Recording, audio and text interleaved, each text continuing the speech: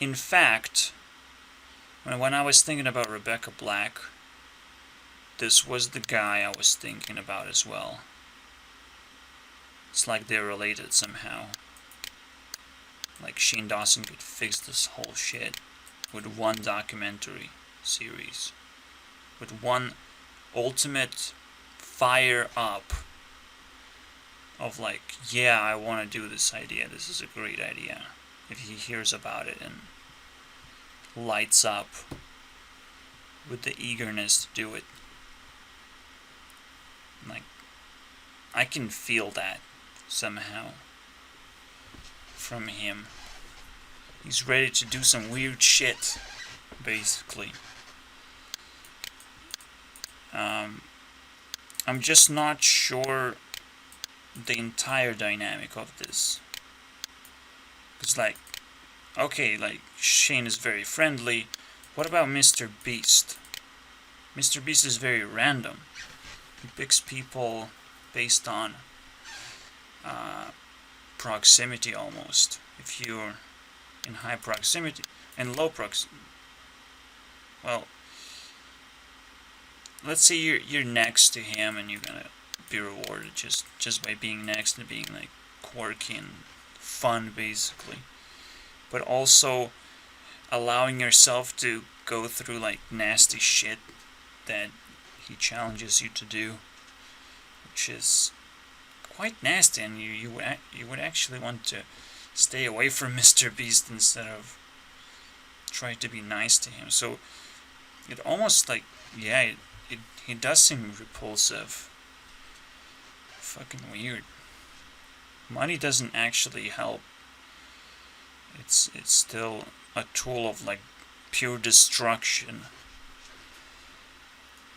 So I wanna cover those last 4 people, and we're gonna move on to part 3. Things are gonna get so much more heavy. I can't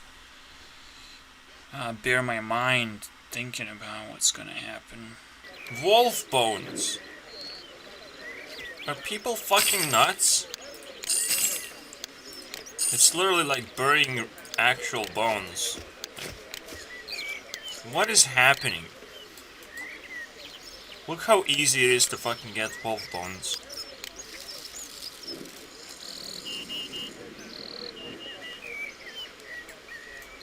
I just earn 100k basically in 10 minutes. I don't know. Something like that. Maybe less. It's literally one inventory of bones. It's 2 minutes. Here you go. That's it. Wolves. Here you go. Nobody knows about this, obviously, because you can't go upstairs, you know, without going retard mode. Oh, there's a cave too. Oh, cool. There's probably more wolves in there. There you go. Bones that are worth 10 fucking K right now. That's the margin, and it sells. That's the whole fucking the fun part, right? It sells for 10k, and you never know, because you look at it as like, oh, I can sell it for 3k. Nah, dude. Oh my god. I found a fucking gold mine. You know, I can't wait to see what the limit is, right? Because every time you grind something, the sell limit can be reached at some point, right?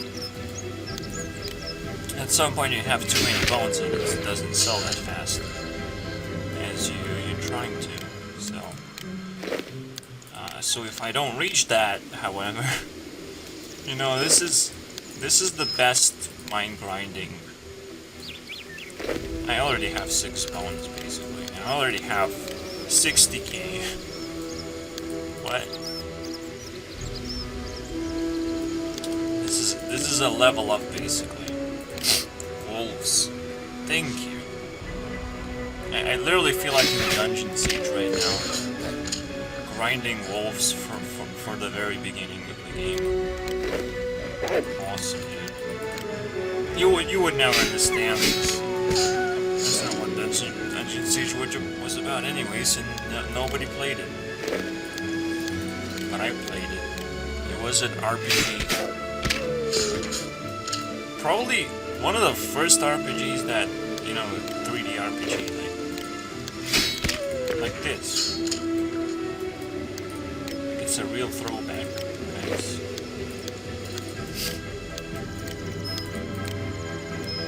How much did we spend? We almost have 15. It will be 14, basically, if it's full inventory.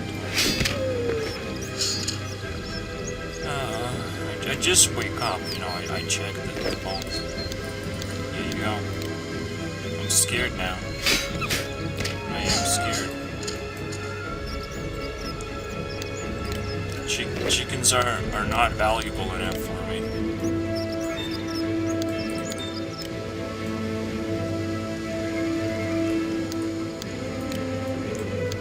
And last bone. I guess I have to learn how to kill 42 level boners. Let's see what's inside the cave tail. Very curious. I don't see these things, man.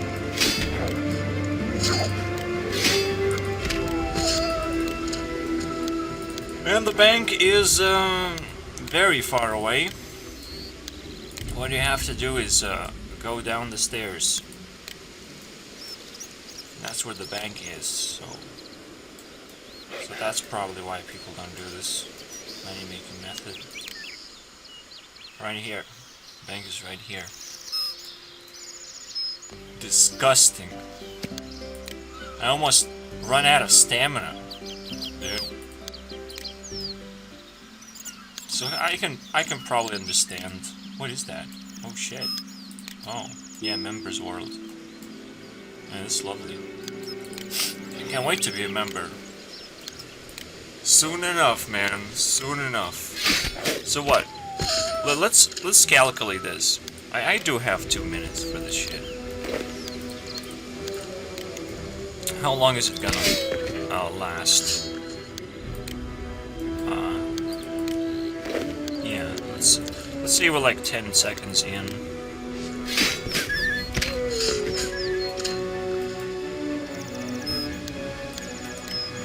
3 bones. I kinda hate waiting for the bones themselves, but the wolves don't respawn fast enough. So whatever.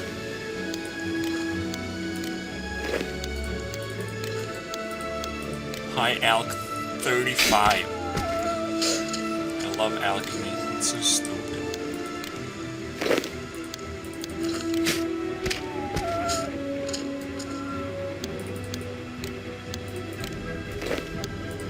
I'm scared of showing that it really gives you 5 experience for burying bones, and then people literally just buy it for some kind of collection or something. Like, I've seen that happen. It's so ridiculous. I don't understand sometimes. Pixels, everyone! Buy some pixels.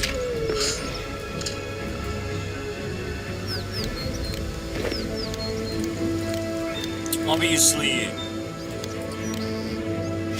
it does have this Bitcoin vibe.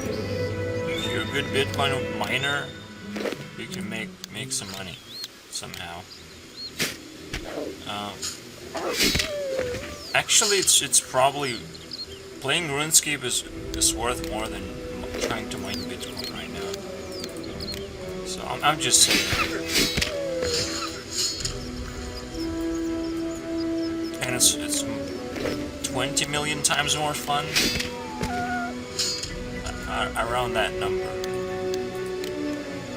Because you have to spend less money, which is 0 amount of money, and you get to see these beautiful fucking wolves. So that's all you're gonna be seeing for a long time right now.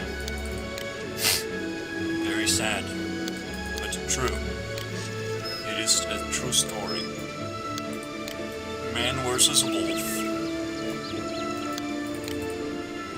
Will I reach the trade limit?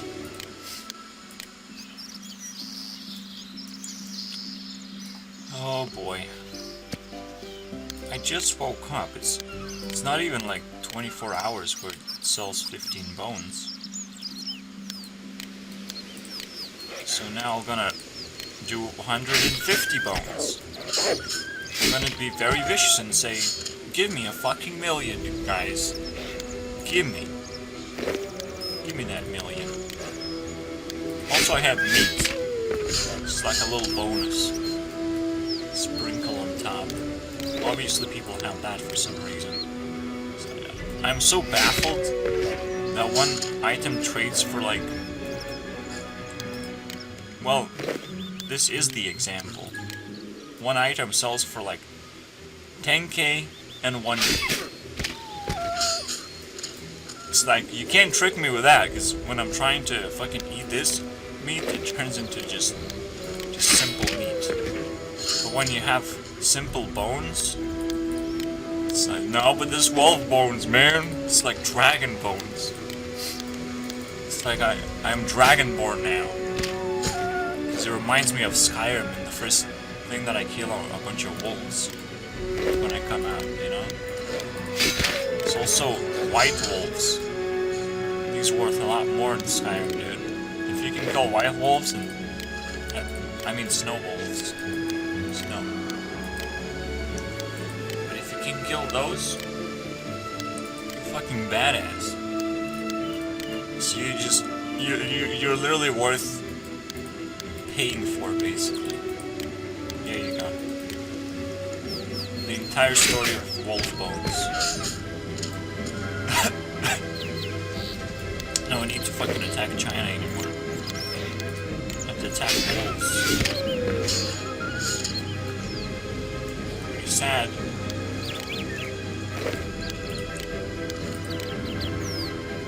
Oh, we actually haven't...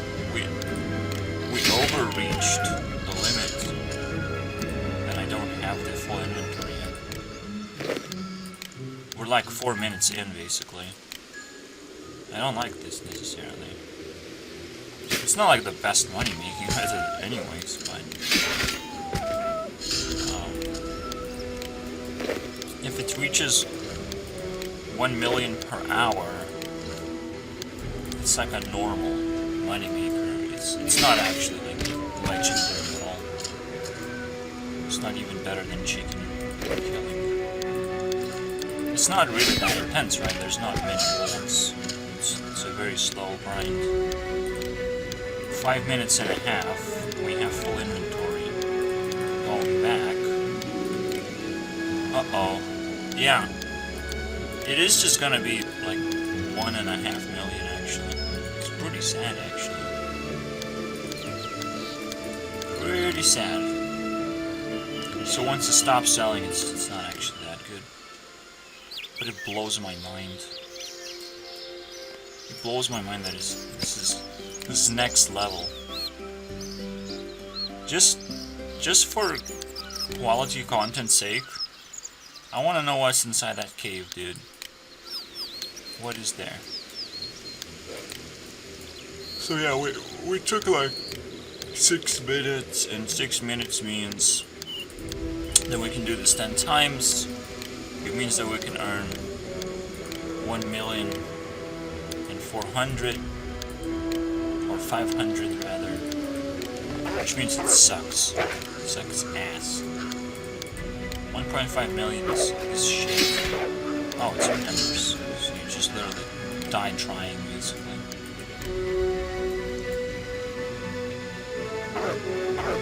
Yeah. Is 1.5 million gonna be worth it? I probably can earn just as much killing cows, to be honest. Because the inventory fills up in like a flash. And that's pretty fast. A flash is pretty fast. So, you must not be deceived by the power of bones.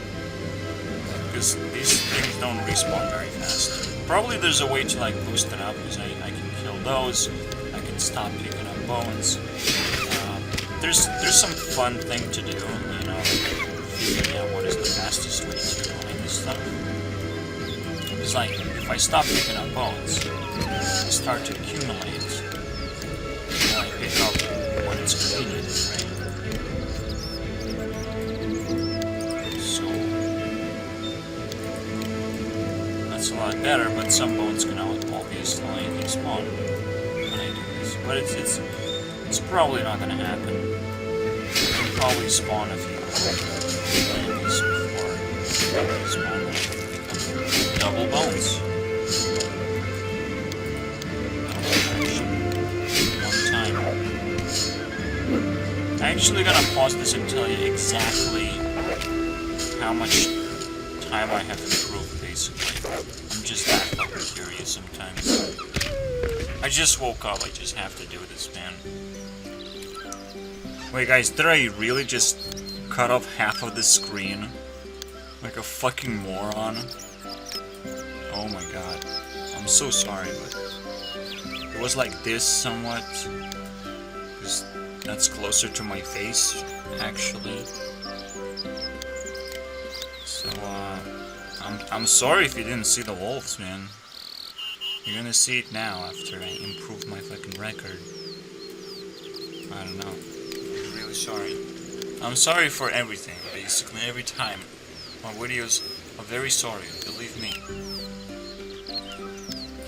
Another reason why you shouldn't be like super excited is like this is not AFK. This is, you gotta click 'em, boys. Gotta click 'em fast. So wait. 12 minutes, 20 seconds. Let's see what will get us. Because now this looks really fast. Just run through them like a badass. Oh, you didn't see the inventory basically. But everything else, all invisible. I managed to kill 3 wolves, and that's a very good indicator of how fast I am, basically. 3 wolves, good wolves. People may only be able to kill 1 or 2. Overpowered! Bam! Look at that power level. It's over 9,000, by the way.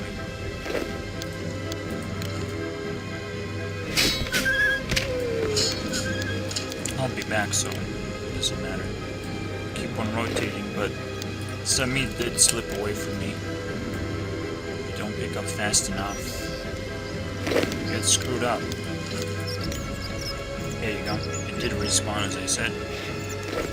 Bolts is my indicator. So, pick it up as you're coming back. Start from here. Reset. We started at 12 minutes. It's 2 minutes in. I can turn those 6 minutes into just half time, baby. I believe we have it. We have 4 wolves. Do we have it? Do we have it? 2 wolves. Yeah, we have it. 3 wolves, we actually have it. Wow.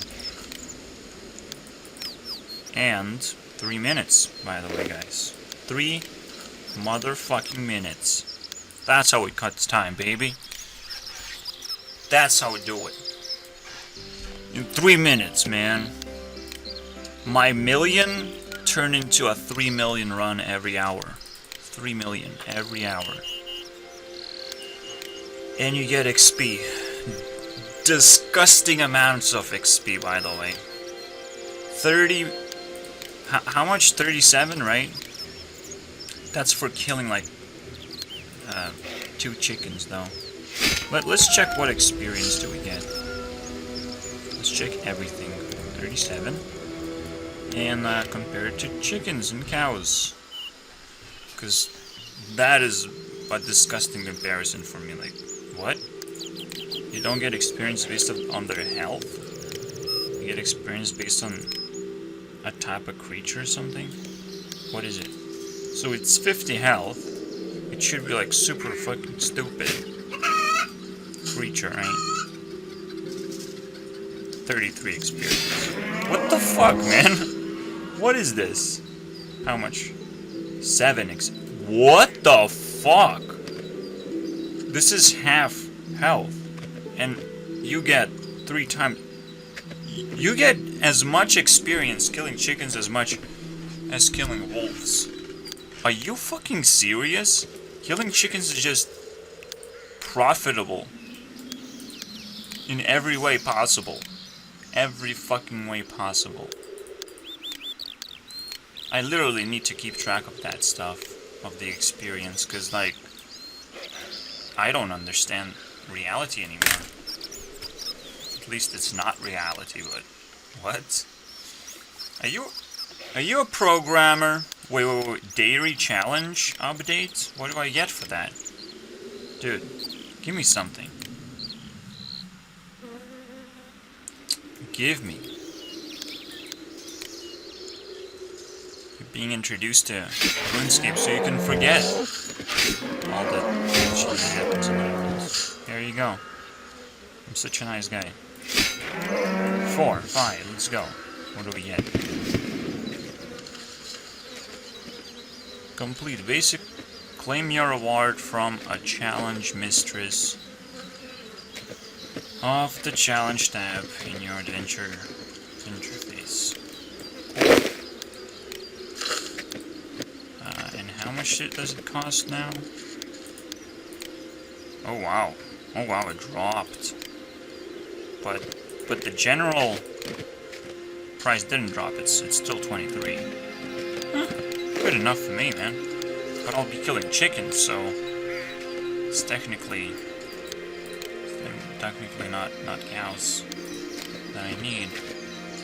But I'm just saying, if you want full inventory of cow stuff, that's 27 times 2k. No. 9 2k. That's 20k basically. Each inventory. That's like 2 bones basically. 2 wolf bones. I'm just saying this is a little bit more badass. Okay, 2 wolf bones for this. Thank you.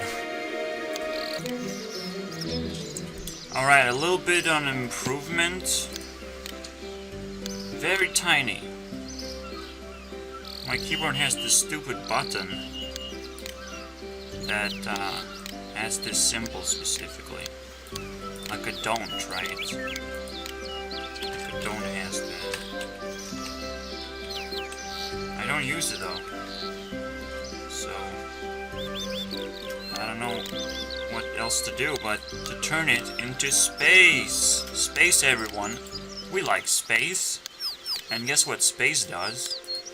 When you click on bones, you pick them up instantly. You can aim on the other bones that are on the floor. Is he sleeping? It seems like he's sleeping.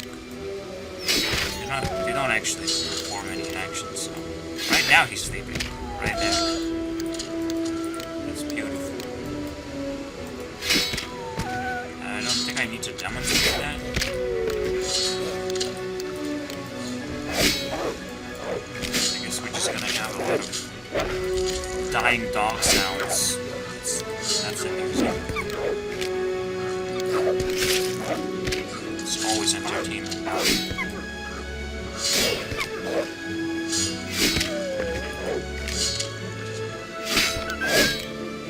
Yeah, I'm gonna come back and say that was like a significant improvement. It was 3 minutes equal exact. So now we're talking about second improvement.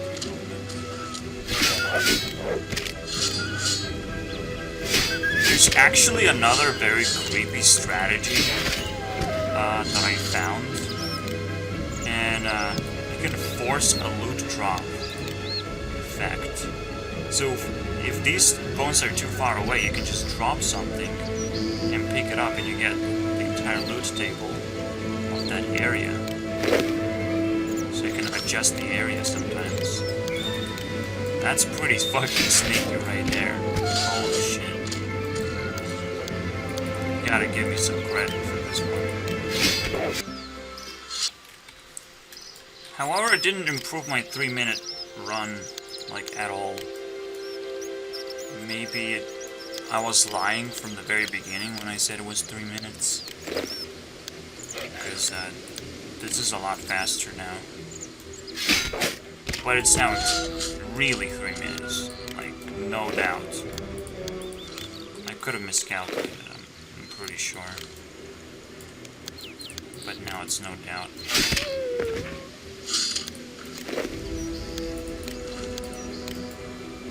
You don't feel like shit picking up bones when you can just press spacebar. That's not even that big anymore, because you adjust the button size. With auto hotkey, holy shit, what a wonderful tool. This was the situation where I was like, I'm killing a wolf, but underneath there are a lot of bones, and you just drop it, pick it up, there you go. All the items are yours. Let's go.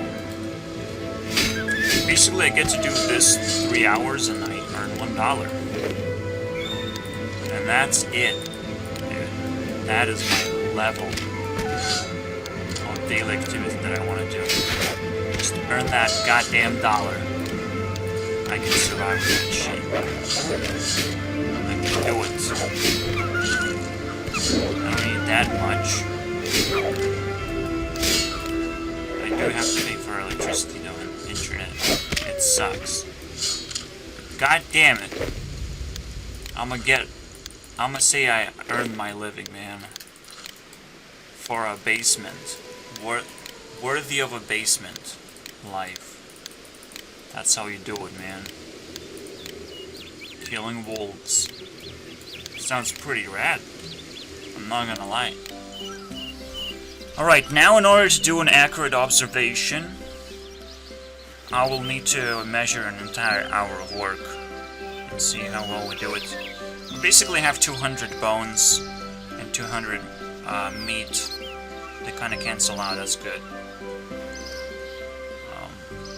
So I'm just waiting for like a 50 mark so I know what the fuck is going on.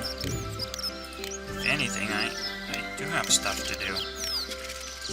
Got them emeralds or whatever. Easy job. It doesn't pay you well, but hey, you can turn that into jewelry. And everyone's jewelry, okay? Everybody loves jewelry.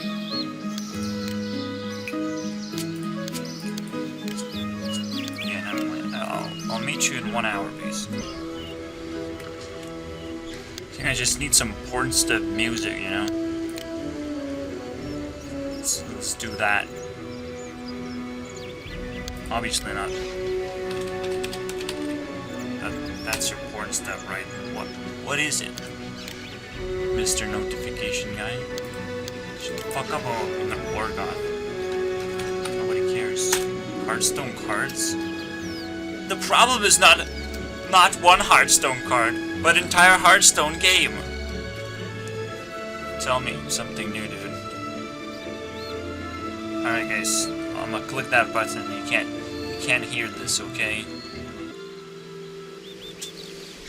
Now, I'm gonna explain what margin means even deeper a little bit, because bones are a very good example of this.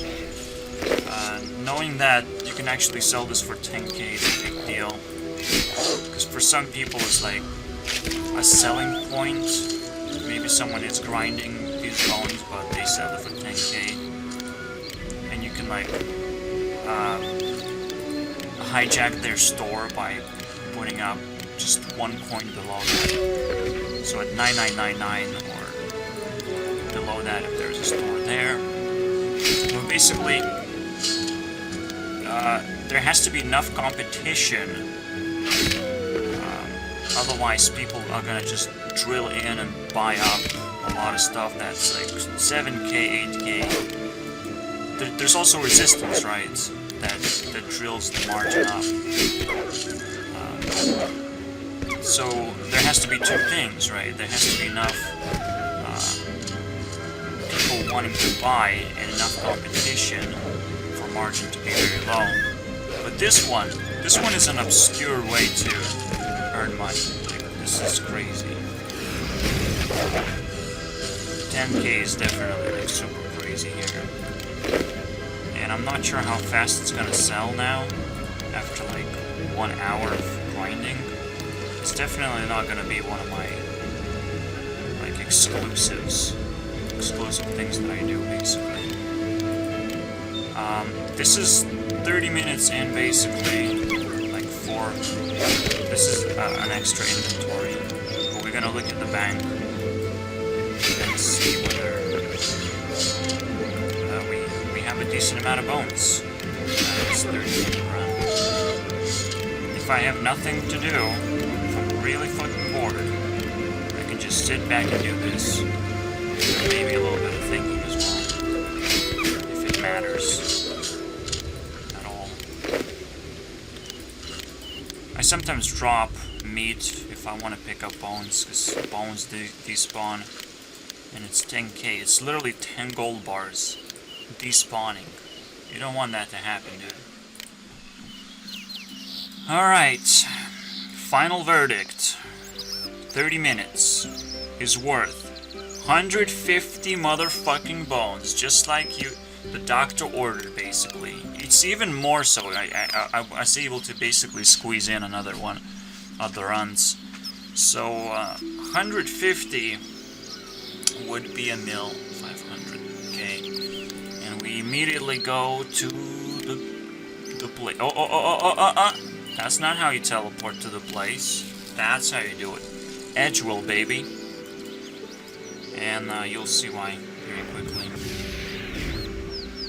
Why Edgewell is a lot better to go directly to the spot you want to sell.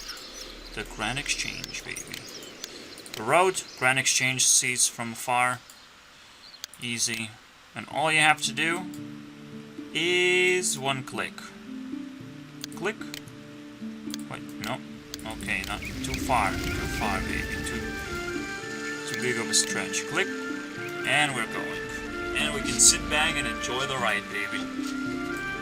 We're being taken there. What's up, Hari? What's up? Oh, man. Look at this. Look at this go. Look how empty it is out there. In Europe. Europeans fucking suck. This is European server. Jesus Christ. What a disaster. What are you waiting for, buddy? Easy game, look at this. 3 people at exchange. And let's see it. Let's see what people buy this for. And maybe I just got hijacked. Who knows? You never fucking know. So I'm gonna show you exactly how it's done, basically. What do you want to sell? Let's try with bones. Bones. 1 bones. You're buying 5k. What is the price?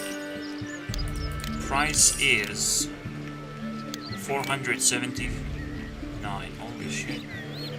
So if the price is actually below the market price, you just do the market price. You just give up, basically. It's nonsense. Should be way higher than that. I should have also offered all bones, not just these are all. So I just bought one. I'm not gonna sell raw chicken. I'm gonna straight up go to Whole Foods.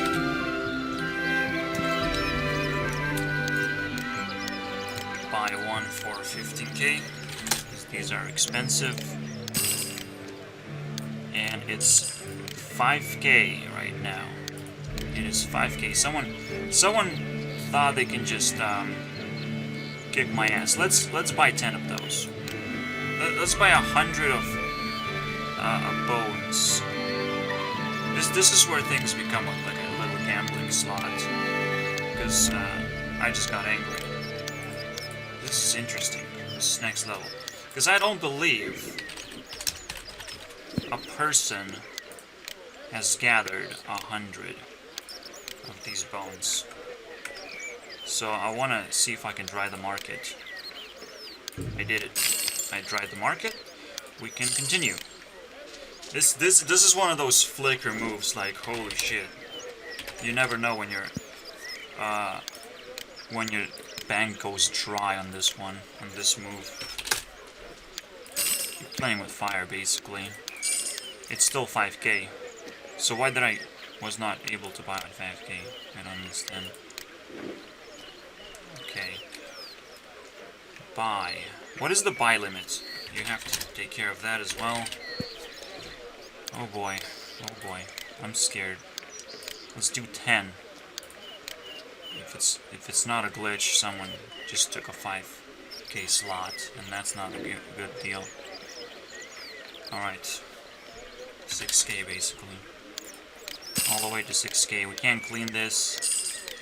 We bought a bunch of 5k bones. Someone's at 5k basically. So I'm gonna split 50-50 basically. Let's do 50-50. I just went dry basically. I'm gonna sell 100 bones at 4,999. And then I'm gonna sell the rest at 99998.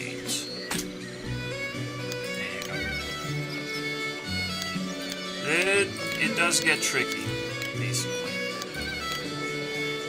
Maybe someone saw the high price and was like, I can do business out of that. And that's it. Game over for me.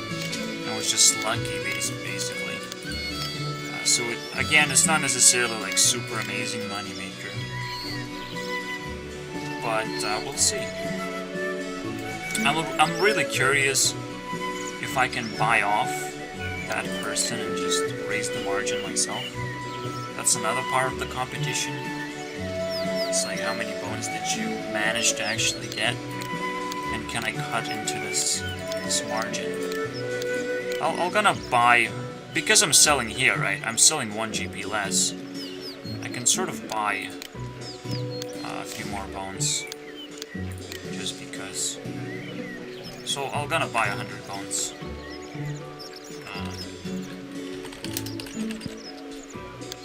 Gonna do a final basically run. 100 bones for 5-6. Alright, we actually cleaned up the market. This is very good for us. Let's see how much we can buy it for.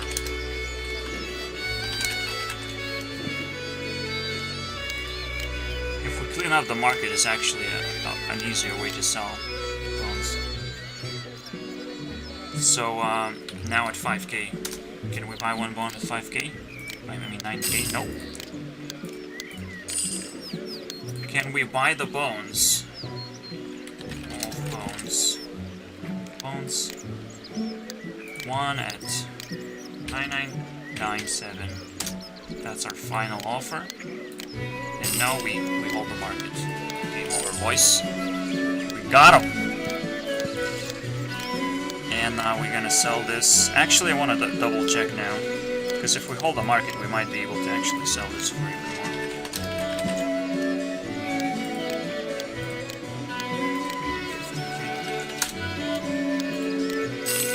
Someone is selling at 999 constantly. I saw this very tough market to beat, basically. So, but all you have to do is just squeeze in a discount. Got him.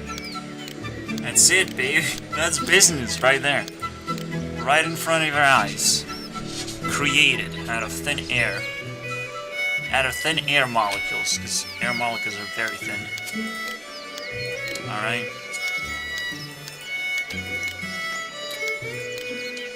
We do the same with chicken. Chicken is pretty pricey, so... Chicken. 100 chicken, basically. 100 chicken. You shouldn't be afraid of, like, just buying up the bullshit that people sell. Because you want to remove the bullshit markets, basically. Just like what I did. Just swoop in the markets. So I'm gonna buy it. I'm gonna quickly buy it off. I don't care. And then I'm gonna buy one and see what is the actual margin. So, chicken. And we're gonna buy one. And now we're gonna see the price of the actual chicken. But because we couldn't clean the market, I'm just gonna sell it for full price. That's it. We almost like made a flip out of this, because it's gonna sell, no doubt. Alright, so you got this. You got this, man. I'm gonna become the master chief of this stupid game of trades. That's the only thing that it has to offer. Not quests. Don't do quests. Don't do drugs, kids. You're gonna regret it. Alright, I fixed the system. Now we're just gonna calculate the current score. So we have 10.5. Nikki is such a fucking shit. But she showed up in a lot of it. She's the cameo girl, basically. And there's probably some videos that I didn't watch that features her. Because the one with Katy Perry that I said, that blew my mind, she's also featured in there. And it's also fucking weird. It's like, she's the one encouraging Katy. Like, when she's down. What the fuck is this shit? That's my girl right there. Okay, I take it. Oh my god. And it's like a shameless persona over here. Something that I definitely don't have. And maybe should. But anyways, we're gonna move on now. Put the score together. Oh well, we actually don't want to move on. Because I still haven't checked these guys out. So one more step, and we can start part 3. After 2-hour intro, yeah. I get it. It sucks. It sucks when you play RuneScape and you have a lot of weird things to rant about. You're not feeling straight. Oh man. And that doesn't mean I'm feeling gay. It just means... it just means I'm not feeling straight, okay? You know what that's supposed to mean. It's not like I'm gonna pick another feeling for myself. Maybe that will fit, my narrative. And there's nothing wrong with that. Well, if I'm not feeling straight, I'll just back off. Just back off and take a rest first. Chill pill, Maybe that will help. Maybe a matrix pill will help. You have to try different things until the straight path does work for you. Then you can lean towards something else. But for some reason, people are finding incredible solutions out of their assholes and out of their bank accounts. Cut off your head is a very good solution from living in fear or living in general, if that's a problem for you. Like, Jesus Christ. Do we have to bring back those old school killing weapons? Guillotine? Or what? What was that? Just chop that head off. Easy, man. Chopping block. Let's bring back that thing from Skyrim, It's like that new invention. A guy with black mask chopping heads off. Let's bring that guy up back. That's a fucking useful deal. I don't want to do it. I don't want to do that dirty job or be a part of it. Fuck that shit. That's why I summon dragons when I'm in danger. Yeah, that's how it works. Anyway, but only then, because only one dragon is needed. Don't summon any more dragons. They're just gonna obliterate you on Skyrim. Are you kidding me? Anyways, we're actually even tied with Notch. But I think we can nail a few points here. This is the time of reckoning, okay, Nikki? Please. You got something in there. And I want it. Alright? We can deal with that. And maybe we're gonna grant ourselves some extra points for no fucking reason. And then, in merch? In menu. Never mind. Merch. So the biggest one would have been Lindsay Sterling, but because she surprised me so much, she just shot up in the scale of power. So Comila is just left there. Oh, all cute and stuff. Can you handle the pressure? Of course, she already did. And Gabby Hanna, right? Those are the fucking badasses right now that we have to beat. It's gonna get worse from here because it's not like I'm gonna stack up when Selena shows up. You know, she had a disadvantage. I'm not gonna stack disadvantages. I'm gonna let her full force at this point because the disadvantage is already higher than both of them combined, basically. It's almost like 6 times the disadvantage. So I'm not gonna do that. I'm not gonna stack things up. It's too difficult already. But I still think we can hold this, right? And maybe we can even steal some points. Let's see what happens. Okay, moment of truth. Can I sell all the bones in 4 hours? Let's figure it out. Collection. That's not bad, right? 300 every 2 hours. Obviously, I would have to like clean out the market a little bit because it's a slow sale here. And if someone wants to sell, they could just jump over me. But other than that, I'm just doing daily tasks. I don't care anymore.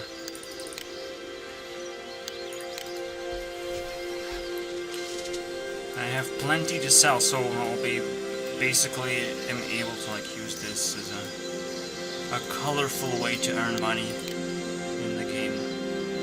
No big deal. Guys, there's actually viability to this concede shaman. Druid just conceded at 14 health. I had a full board of shit. I created a lackey generator. And it's so easy to do it, actually. It's just a little tiny cute combo that you can do. The forest fights back.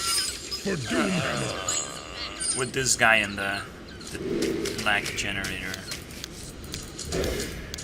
Wow.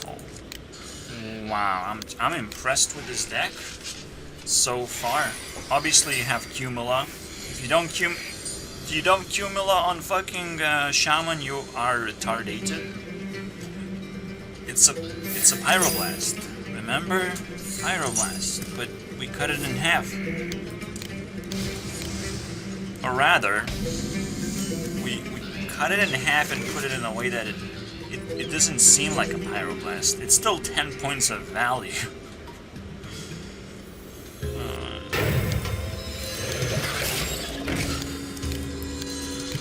I don't want to rush, but like, it's gonna be a slow game. Might as well have a fucking unbeatable troop.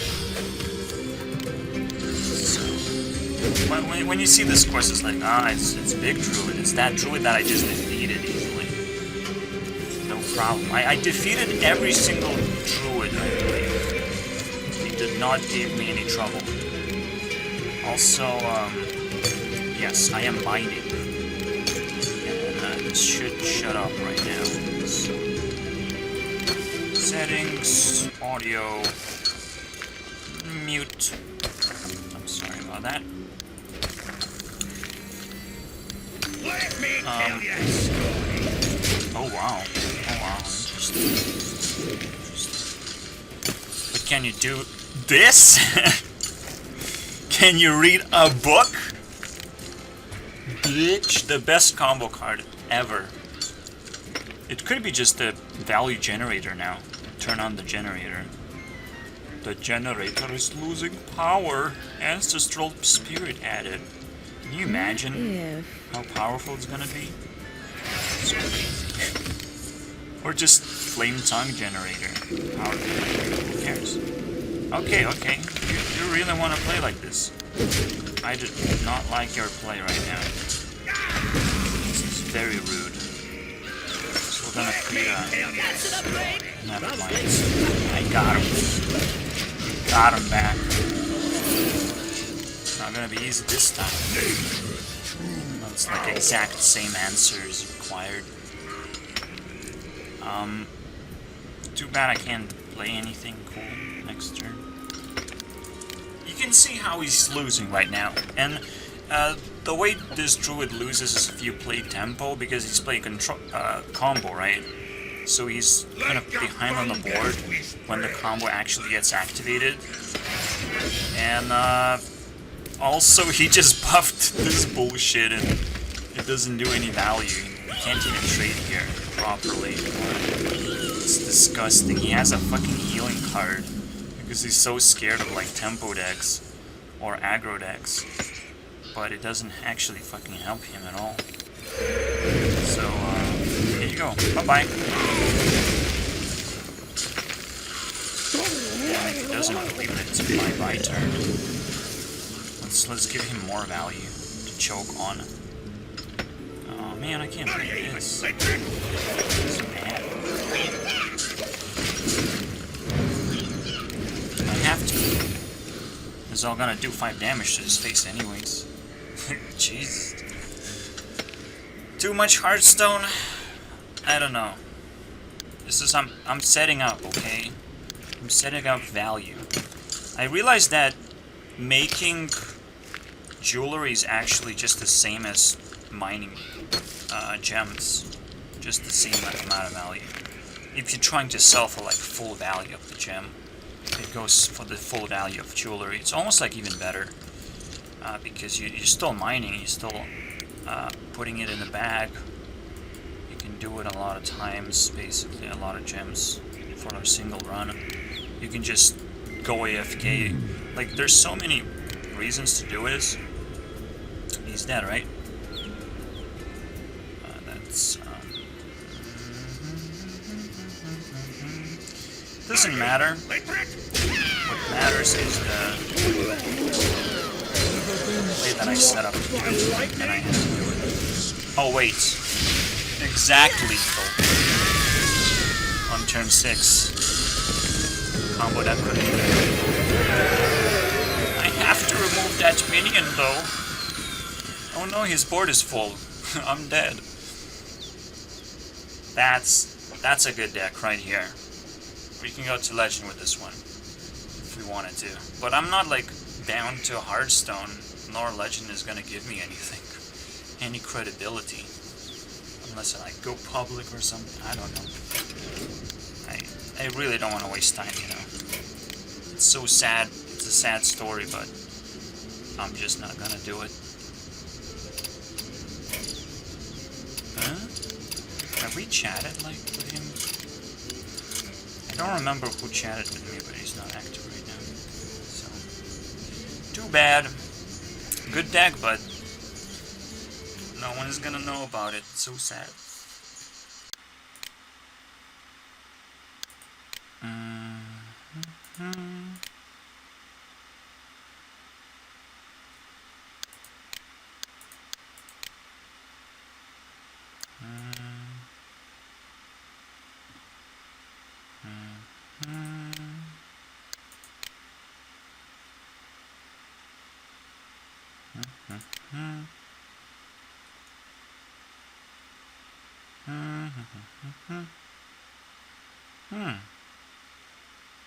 Public though.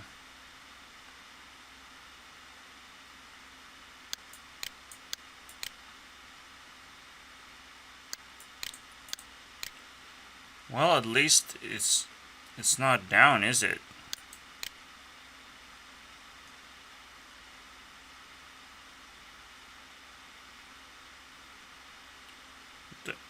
Oh, what?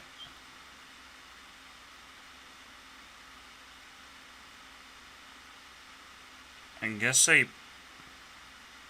shown a slight. Okay, never mind. I actually thought it was like it was MatBat's video that claimed me, but instead it's this music video. I almost flipped. God damn it.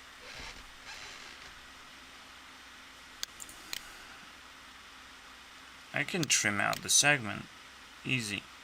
No big deal.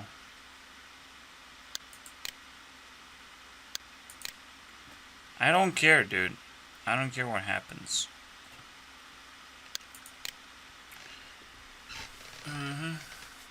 I'll still have my commentaries, just 10 seconds of whatever. So that's why I make those 4-hour videos. You want 10 seconds from me, YouTube? Take it. Here you go. You finally fixed their fucking copyright system. All you have to do is just give up and become a jump cut boy. Now, the only other thing I have to fix is Camtasia itself. Once that is fixed, and maybe my microphone is gonna be fixed somehow, like a better recording software is required. Yeah, I don't want to sound like shit, but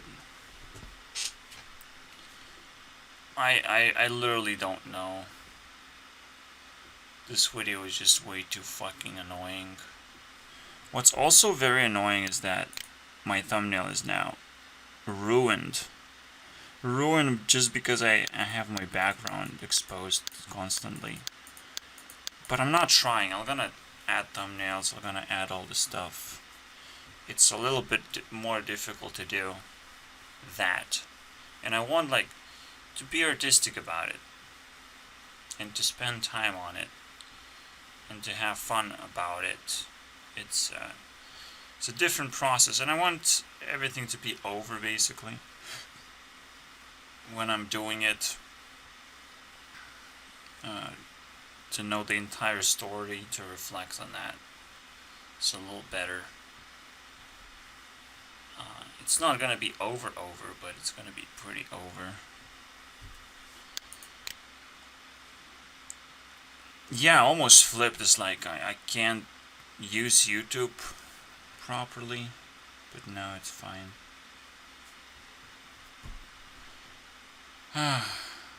So literally there's no reason to do any comments about it. Round 3. We are ready. Okay, we are ready to attack another YouTuber leader. Poke his eyes a little bit. Poke his face. What do I choose? Wait, did I add it just now? I didn't? 30 minutes ago. These guys have a little bit of a juice left.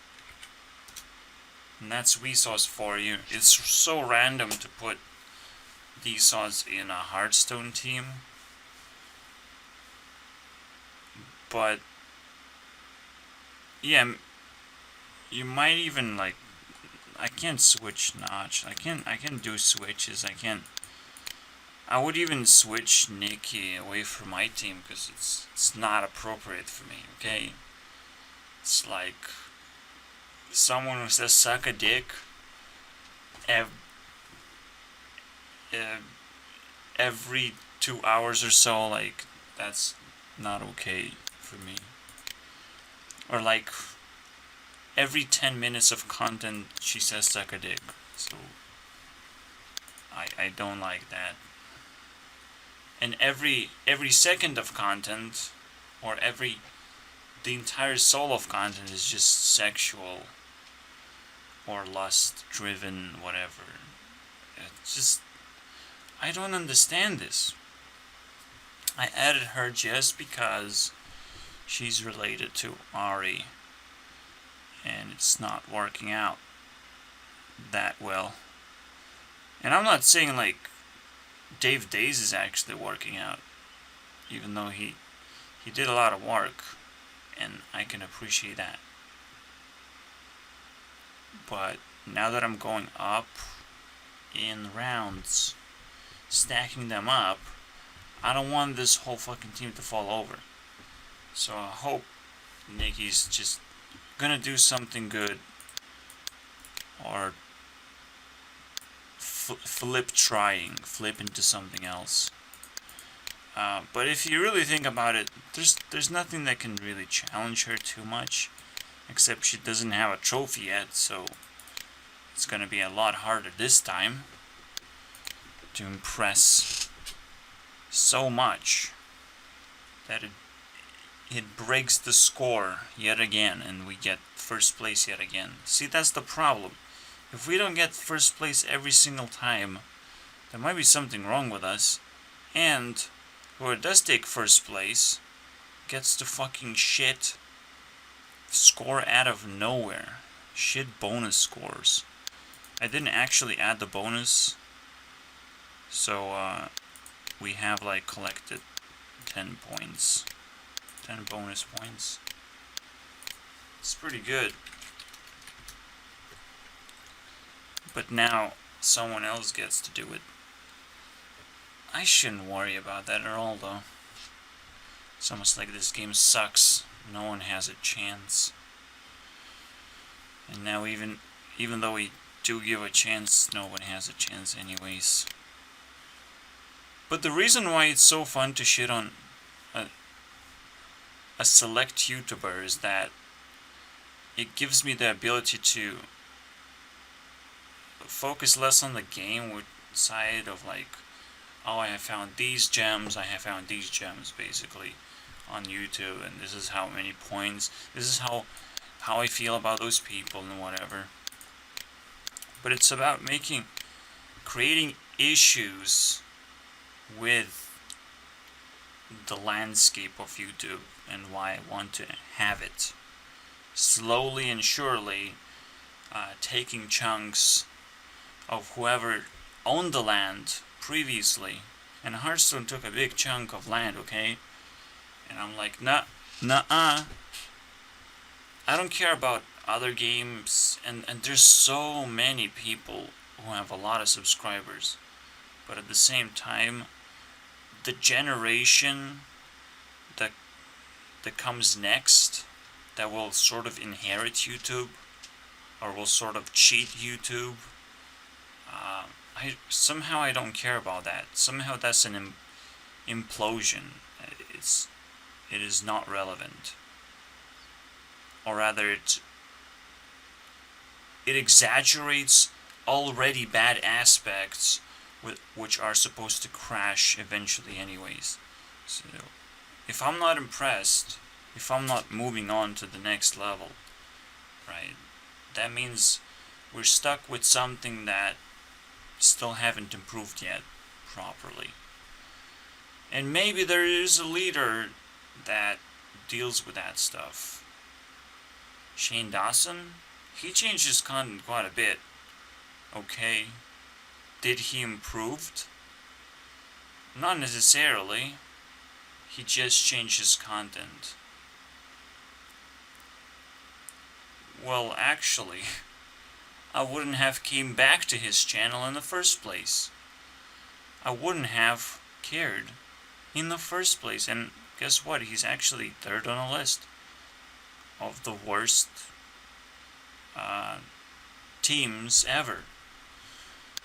So might as well talk about him, because he has a little bit of a history now compiled, which also reveals the entire history of YouTube itself and his interaction with YouTube. Actually, makes things a little bit clearer. It's not just his interaction with YouTube; it's his interaction with society in general. He doesn't just care about YouTube; he cares about his, like, the moment he laid down his documentaries, he actually laid down what he cares about as well. And this whole like podcast thing or hanging out with some weird celebrities and doing weird things, like, that sort of is like peeling off of him, and it's so satisfying to see like a maturing person. Like, finally, congratulations. Just like Avril is like, fire people just can't mature ever, and eventually that happens. It is a pretty satisfying thing to see.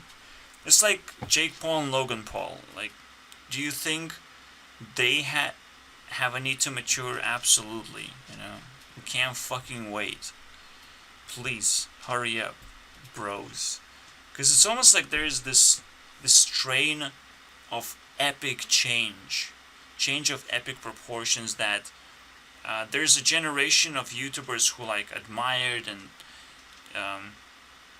expanded on already like impure landscape of what everyone knows and how to do that sort of stuff.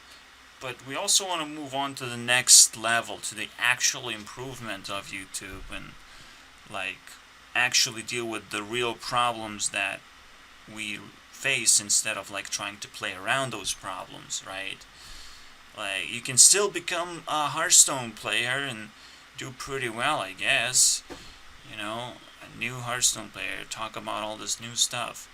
I think Solon is like one of those new bad boys, and he just drilled himself into my subscription box.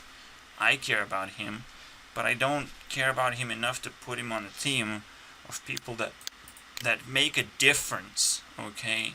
He doesn't make a difference, in my opinion, and so doesn't anyone who just claimed popularity. Someone like, I mentioned Sniper Wolf not long time ago. She was a fucking joker. That's pretty badass. Or almost not a joker. But like, having that many subscribers doesn't make you anything yet. Doesn't actually approve you of anything. Because there has to be a very well-bound culture that if you do have that many subscribers, you have to be shared, or people have to encounter the question, should you subscribe to this person? And then honestly think about it for a few hours after watching videos and deciding whether or not to subscribe and why, and all those reasons laid down might convince other people to move on, because there's still other types of content that those people would choose over what is presented. Once you're presented with a choice, you can start creating a culture. But YouTube is not exactly working based on choices. It's more like you feel bad for the person, of like, or like you sense that they put a lot of work, and you're just drawn to that there's a very specific part of culture that just appreciates work and appreciates being mesmerized. That's what YouTube is starting to become, and when that is starting to happen, at every point, like the old school people who really know what the fuck is going on, who really wanted to like build the core and things that do not just mesmerize but like inspire people. And that's much more important. Mesmerizing is more like numbing down all the problems that they might feel that they have, because they're just their soul is being sucked out and put in a different place that seems colorful and fun, and I want to be here and I want to create this for myself. And it seems, but it's also seemingly unreachable and almost like, why should I bother trying to reach that when I can just enjoy being mesmerized? It's kind of like drugs. You can't really achieve anything, but you get the feelings of achieving stuff, and yet nothing really happens because you don't sit yourself down and just think long enough until you finally start to understand what is possible in life. That's the point. That's why I enjoy these now 3-hour long videos. Like, it makes me think what is happening. I can compare the very important things here, and as I get the ball rolling, which takes quite a long time, this is exactly why I need all of those hours to just push through, because you never know when the spark happens, how long you're gonna fucking talk about it. The mood doesn't actually matter. The mood only just makes things worse. But that doesn't mean that coronavirus is not like some kind of fucking trash thing. That I'm not exactly sure, like, what did I spend my time? I literally want to listen to myself for once in my lifetime. Of what I talked about, what kind of points I made, and so I can improve myself. But I also thought about another aspect that Shane brings up, which is editing. Pushing the quality of your video, basically. And you should have noticed that his documentary, even though it's well edited, it's more like the editing is just an exaggeration of emotions, which can always be felt and exaggerated anyways. So it's more like an absence of emotions instead of an exaggeration. It's inability to get there in the right emotion, to be able to express it and like without the need of editing, right? Because you exaggerate to get that definition across, and editing certainly helps, but there's always a better way, I would say. There's always a better, cleaner, simpler way to do content, and I'm just hoping I'm at least trying to get there. You know, I'm at least pointing in the right direction with all my strength, even if I'm not moving. Okay, even if I'm frozen as a statue, I'm just trying to lean towards the right direction of just as least amount of editing, as more of just dropping my thoughts and letting the emotions kind of go loose. At the same time, caring about more simulating reality than just experiencing reality, or hoping that reality is gonna actualize before I fully develop myself first. Because again, when you see Shane, it's like he's maturing And that is so bad because he probably made so many mistakes in his life all the way across that now him maturing is going to be the most hurtful process that he will not be able to finish anymore.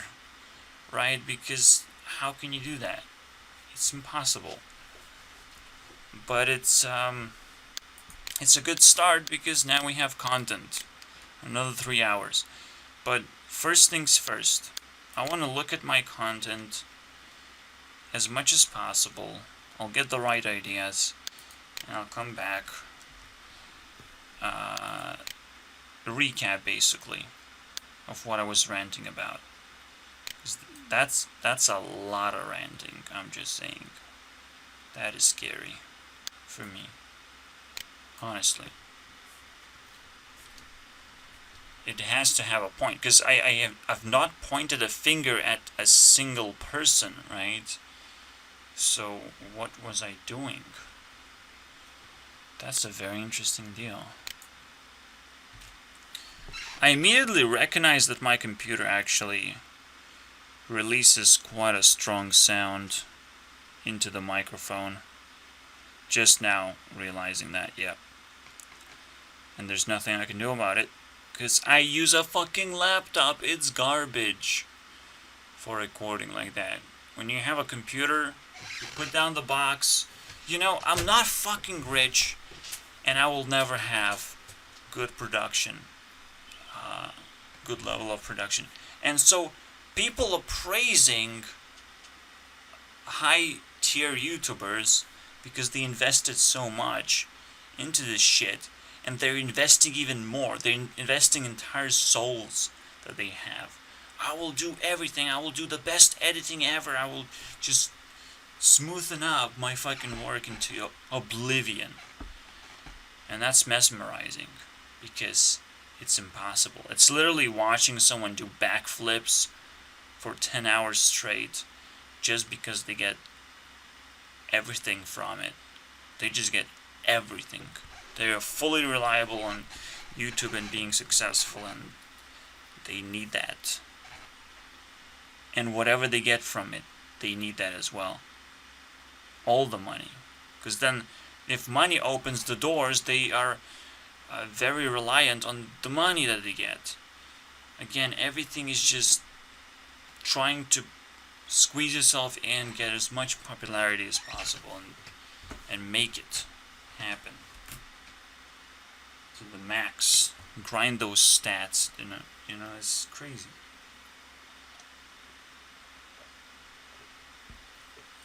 When I'm talking about this, I have a specific person in my mind, which is Dan TDM, which is a person that I didn't watch, and don't intend to watch too much. I just think he's better than Keemstar, and that's where the story ends.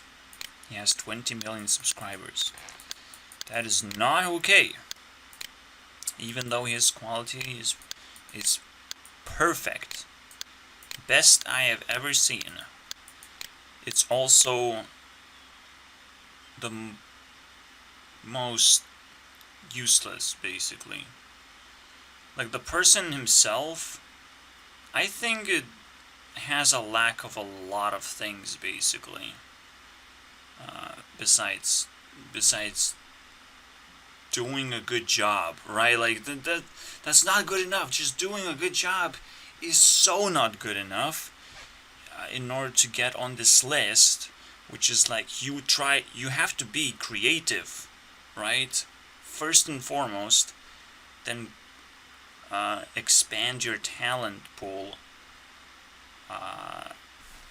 do great at those things, be able to, like, I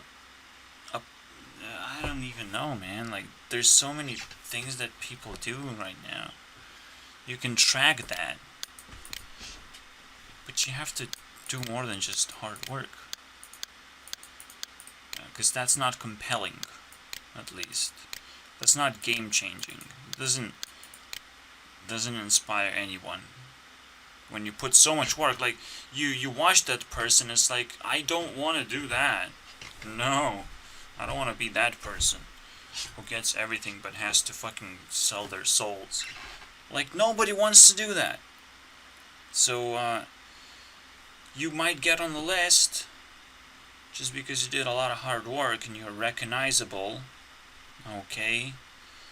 But that doesn't mean that you gonna just climb up. That doesn't mean you have any speed. You are, in fact, replaceable. At any point, someone just finds something interesting to show to the world, or create an interesting series that I can watch. Just a series that's interesting, not made for children, basically. Because you can make anything up for children, and guess what? You can add editing, you can add all this hard work, but it's still children's content, and guess how much effort you have to put in the actual heart of the content? 0. It can be as random as fuck, you know, it's just mind fuck everyone. Whatever happens, happens. Is this children's content because it's totally random? It's totally not random. It's the most opposite of random, what I'm doing right now. It's just I need randomness to generate non-random solutions to the randomness that just occurred, right? To stop that and harvest it and completely fade it to obscurity. Because randomness is not a thing here, okay? Not a thing about this video, or about my behavior. About anything that happens in my life, I try to conceal it and don't feel it, okay? Randomness is bad. That's how you have to look at it. Anyways, let me continue. Yeah, sometimes you do have to give me a little bit of breathing room, because I don't necessarily like collect all my points and give you guys a conclusion. This is a tough one to collect. I'm not gonna lie. I know I talked about China, and that really hurt me. It's almost like I consumed something that now is too much. I said too much about this thing somehow. So I have to find more of myself and my reasoning of why I did that, so I can just go to the past and see how it all unraveled. Right? Or I can dig out another emotion that I have and hope that it's gonna work automatically. I strongly feel that it's gonna work out. See, this is very interesting how I started to become a storyteller.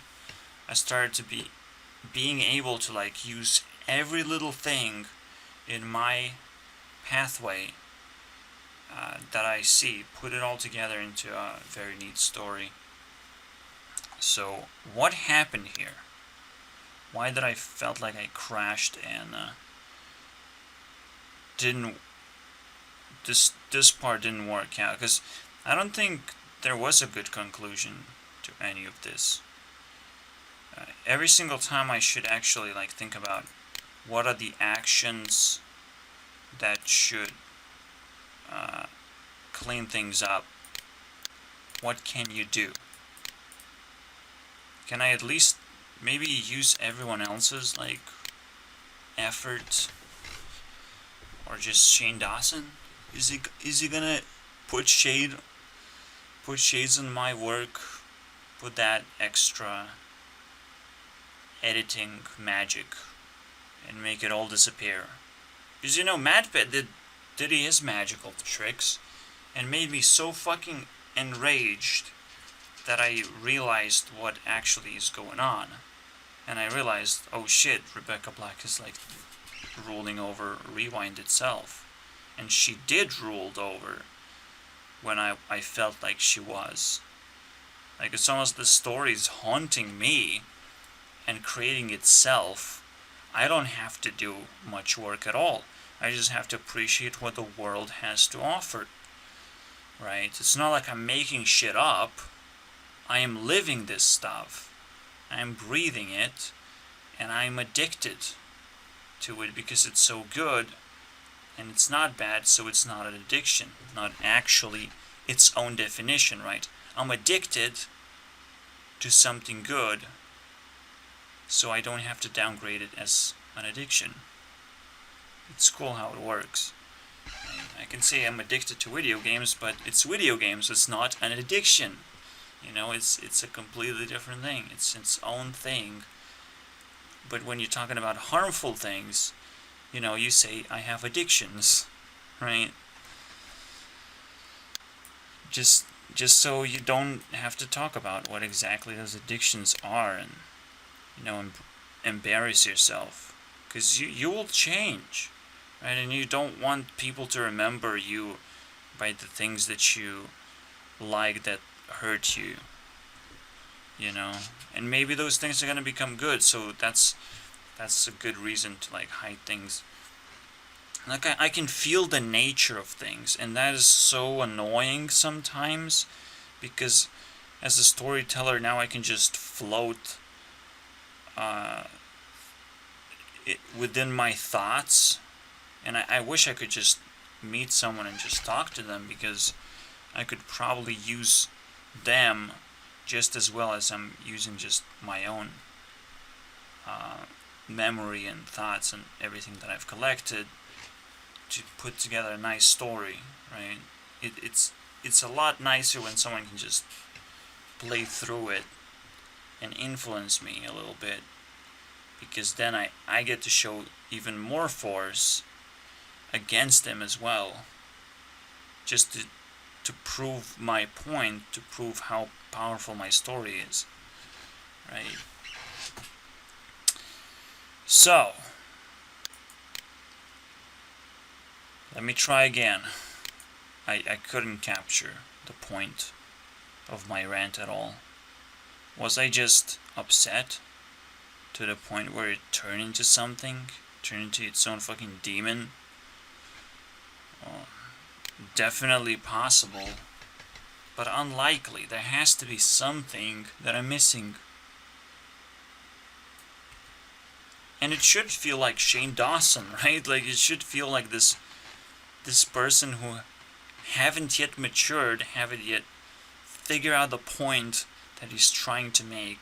So instead, I'm just trying to throw my emotions out there and whatever is in my head out there, as if like it's an even deeper story that I was telling. But now I come back and I'm like, no, I wanted to remove this whole thing and say it never happened, okay? That's how bad it is. I'm also like almost like losing energy and not doing this properly right now, because this is supposed to be round 3, part 3.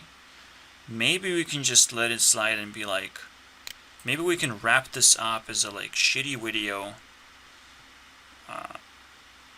and the conclusion is going to be in the actual video, like a failed video. But it's still out there. It's still important to document these things if it's a failure. So, but who knows? Everything can turn around very quickly, and perhaps we're gonna find a trait within Shane Dawson that will bring him back, not just to maturity, but will completely do a 180 on his like superpowers. Because as I've said, he has probably a superpower that not many other leaders have, which is making people popular in an instant, very, very quickly, and making them popular in a positive manner, which is insane. Because even though he tried to do that on Jake Paul also, it was a reverse process basically. It was an explosion of popularity that destroyed his career. Shane Dawson literally destroyed Jake Paul. And I tried to put him in the team, but I didn't want to watch his content. Because he wasn't a YouTuber. He didn't have a career in the first place. Or he was way too popular to begin with. And with all these hopes piled up, he was exposed as a nobody. And maybe there is something in there, you know. But again, the popularity rose so much that Alyssa Violet got in the team and Jake Paul didn't. It probably would have played out a little bit differently if Shane Dawson didn't do his documentary. It's like there's some crazy shit that came out of this. And you can feel this dynamic play out. And it's so amazing. Right? When I'm playing this game, that's when the magic happens. When I'm ranting, it doesn't happen. Nothing happens. So I'm gonna do for the honor of Shane, I'm gonna edit this part out. Maybe cut it entirely. Maybe see if there's some value there to squeeze. But for the honor of Shane Dawson, I need more fucking time, and Shane Dawson can do it too. If you need more time, Shane, maybe you realized you matured, but you can get more time. You can erase your past, destroy your fucking boyfriend, and start a new life if you don't want to be gay. If that's too expensive for you, because I know it's very expensive to just abandon a concept of love. It's a very expensive thing to do. So, just like I trashed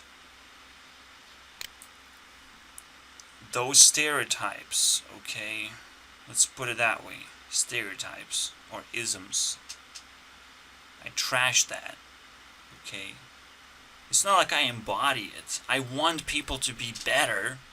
Is that a bad thing? But every single time, people are like, let's be peaceful and allow anyone to do anything. It's like, wait. As long as they don't harm other people. Wait, stop. You still haven't finished the fucking sentence. They're not supposed to harm themselves either. Or we're supposed to push them away from society and be like, don't show this to kids. You're harming yourself. Don't be an example in any way, shape, or form. Isolate yourself from us. Get the fuck out of here. Okay? You're hurting yourself. Figure out how not to do that. You can't be a part of society if you do that. That's what we have to do. So, yes. It is very hurtful if you become gay and then you're hiding some kind of feelings, or you traumatized yourself, and then you or being gay is a traumatizing feeling that I don't know if I like, or I don't. Shut the fuck up. The society is influencing this shit. Because why am I fucking isolated from society? Am I a bad person? Right? The world is conflicted. The stories are false. We need to clear this up. And so I have to do it as well now. So that's another thank you. It's a thank you for all the leaders who have sort of spoken so far. Right? Spoken in quotations. I'm not saying they did. I'm just saying the way everything played out. It's brilliant. It tells a wonderful story. It's magic. This is how round 8 is supposed to be about. It's about like crazy insights and crazy improvements that I can make about myself, or just looking from a perspective of success, right? I look at myself and I'm like, holy shit, I'm successful as hell to be able to do this, right? To stand up next to these people instead of below or above, because there's no such thing for me right now. Right, now that I'm next, I am here, and I am pretty fucking proud that I got here. I just need to do the rest of the work, obviously, which is keeping my promise. Let's edit this shit out. Let's make sure it's all clean, and what you have heard as a rant hath magically disappeared. You didn't heard it, but I did. I had to live through this. I do realize that you will hear an edited version, so congratulations for you. Whew. Well, I have to dive into hell, basically. Fucking hell, dude. I'll do the same for Shane Dawson channel, like, let's dive into hell! Of all these characters that he created, all these demons, man, all these traumas that he tried to, like, exhaust within himself to the point of just, like, it literally feels like he's trying to destroy himself in order to become a better person. It's quite an interesting process. It's like, oh, I will eat myself to self-destruction and then I will become a better person. And so I think the same pattern repeats itself to the point where he decides to be gay. Not because he loves someone, but because he wants to destroy a part of himself that wants to be gay most of the time. The same goes with the overeating. He wants to eat so much until he doesn't want to eat that anymore, right? He wants to make a mistake that he feels for the rest of his life, and that's how he wants to mature. I think that's what Shane Dawson decided to do with his life. And we have to respect that to the point where we have to put so much fucking pressure instead of encouraging him. We have to put pressure and put that fat, in the comments where it belongs, okay? You fucking fat pig little shit. But when we say pig, it's like, oh, I'm gonna put it on a t-shirt though. He's very creative of how he can actually dodge those bullets. But maybe we can figure this one out, okay? Collectively. Man, I drilled into this shit pretty quick. I love it. I'm picking up speed as I go. Let's do this. Shane Dawson destruction. After I destroy myself first, though. Because I sucked. Oh. Yeah, for once in my life, I'll have to play the game against myself. And all I'm sitting right now, and I'm like saying, no, you. No, you. And the intro is just disappearing before my eyes. It's like, oh, oops. I guess I never really started with like a honest emotion that's overwhelming and I have to share something with people. Otherwise, if I don't have this, I should get the fuck out of here. No. Clean myself up. Because if I feel like tremendous disappointment at people, that's overwhelming feeling. Yeah, I can share that, but I probably can't explain it.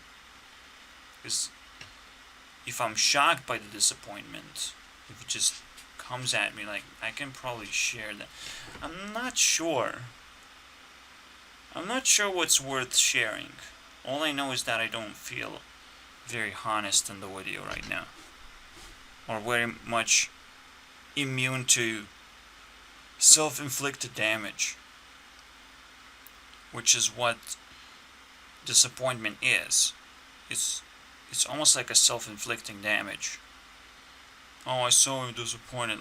That's why I'm gathering all these people. I'm kind of disappointed, but I'm also capable of being entertained and finding those little values that still give me hope, right? That is the actual highlight of my video. So when I start talking about the lowlights, that's when my video falls apart and I don't want to fucking do it. I'm not sure if I should edit this out or keep it just so I could have, like, here's what I said. But no, I just delete it. I just want to move on, right? I keep it in the back of my mind if anyone asks, what was this about? I can probably answer. But, yeah, I'm gonna listen to the whole thing. Wow. First time, and I don't care. I'm not a lazy person. I'm actually very much interested in myself. Just like, I wouldn't actually make a boring video. But, even though this is not exactly boring, it is disappointing. Because it never really, like, did what it had to do, which is, like, progress the game. The game is fun and good. You don't have to talk about China and this apocalypse happening when it's not actually even important at all. At all, what the cultures are, what the dynamics are of the world. The dynamics are set, and they're happening. But the real stories are within individuals to tell, that's it, right? Oh shit, but China is not actually communistic. It actually is run by the government, and the government is very strong. Well, cool, right? You can say that. It's a nice fact. But you have to get there first, right? Like, how the fuck do you get there? To say that the government... who cares? I have never been in China. I have never even interacted with Chinese people. Maybe I have watched some of the people who did interacted, but the separation becomes so much that it's hard to tell if it matters. If it, like, racism matters, or being gay matters, even. Or should I even judge these people when I can't really interact with them? I can be upset about these things, but at the same time there's this critical part where I can't really do much about it and expand on the story. So laying down facts as quickly as possible would be a much better idea at this point, and then moving on, just so people know what I think about it, but wouldn't necessarily need to, like, think it's a huge part of my life. That's what I want right now. So I'm gonna go through this, and it seems like my intro has deleted itself at 2-minute mark already. It's exhausting. It's much more than 2 minutes that it takes me to fucking listen to this whole thing, because now I'm giving commentary on how I feel. And I finally, it's like a vomit. Afterwards you feel better, and you get to eat real food. But until then, you can't really look at food and be like, yeah, that's what I want. No, I want to relax. I just want to relax and just feel real emotions, instead of the I'm about to vomit emotion. Because that's a really bad emotion to actually express in a video. If you don't feel like good, you still have to like I'm feeling very good fixing this mistake. It's wonderful news for me. And releasing a video like this would be a disaster. But not because of bad quality, but because of bad behavior. Because I did something horrible that I can finally judge myself for. And it's pretty satisfying, but I don't want to do it too often either. I don't want to make it into a trend, right? Like as if I can always improve myself. It's not true. I can barely improve myself right now, because I'm trampling myself already. Like, this is a very hard process, and again, it's just 2 minutes and 30 seconds that I trampled, and I feel good about it, because holy shit, if I can trample my entire hour, that would be genius. Wow. But at the same time, maybe I was feeling very low and very upset and sick. You never know. I could have felt that way, by the way. It's almost like super amazing because Shane Dawson could just exist like this self-editing ghost, basically. I have removed 20 minutes of my intro because I felt I didn't like get to the point, and then I started playing with numbers. Like, I tuned off myself because it felt so wrong. And the moment the light turned on was when I touched Shane Dawson, basically. What?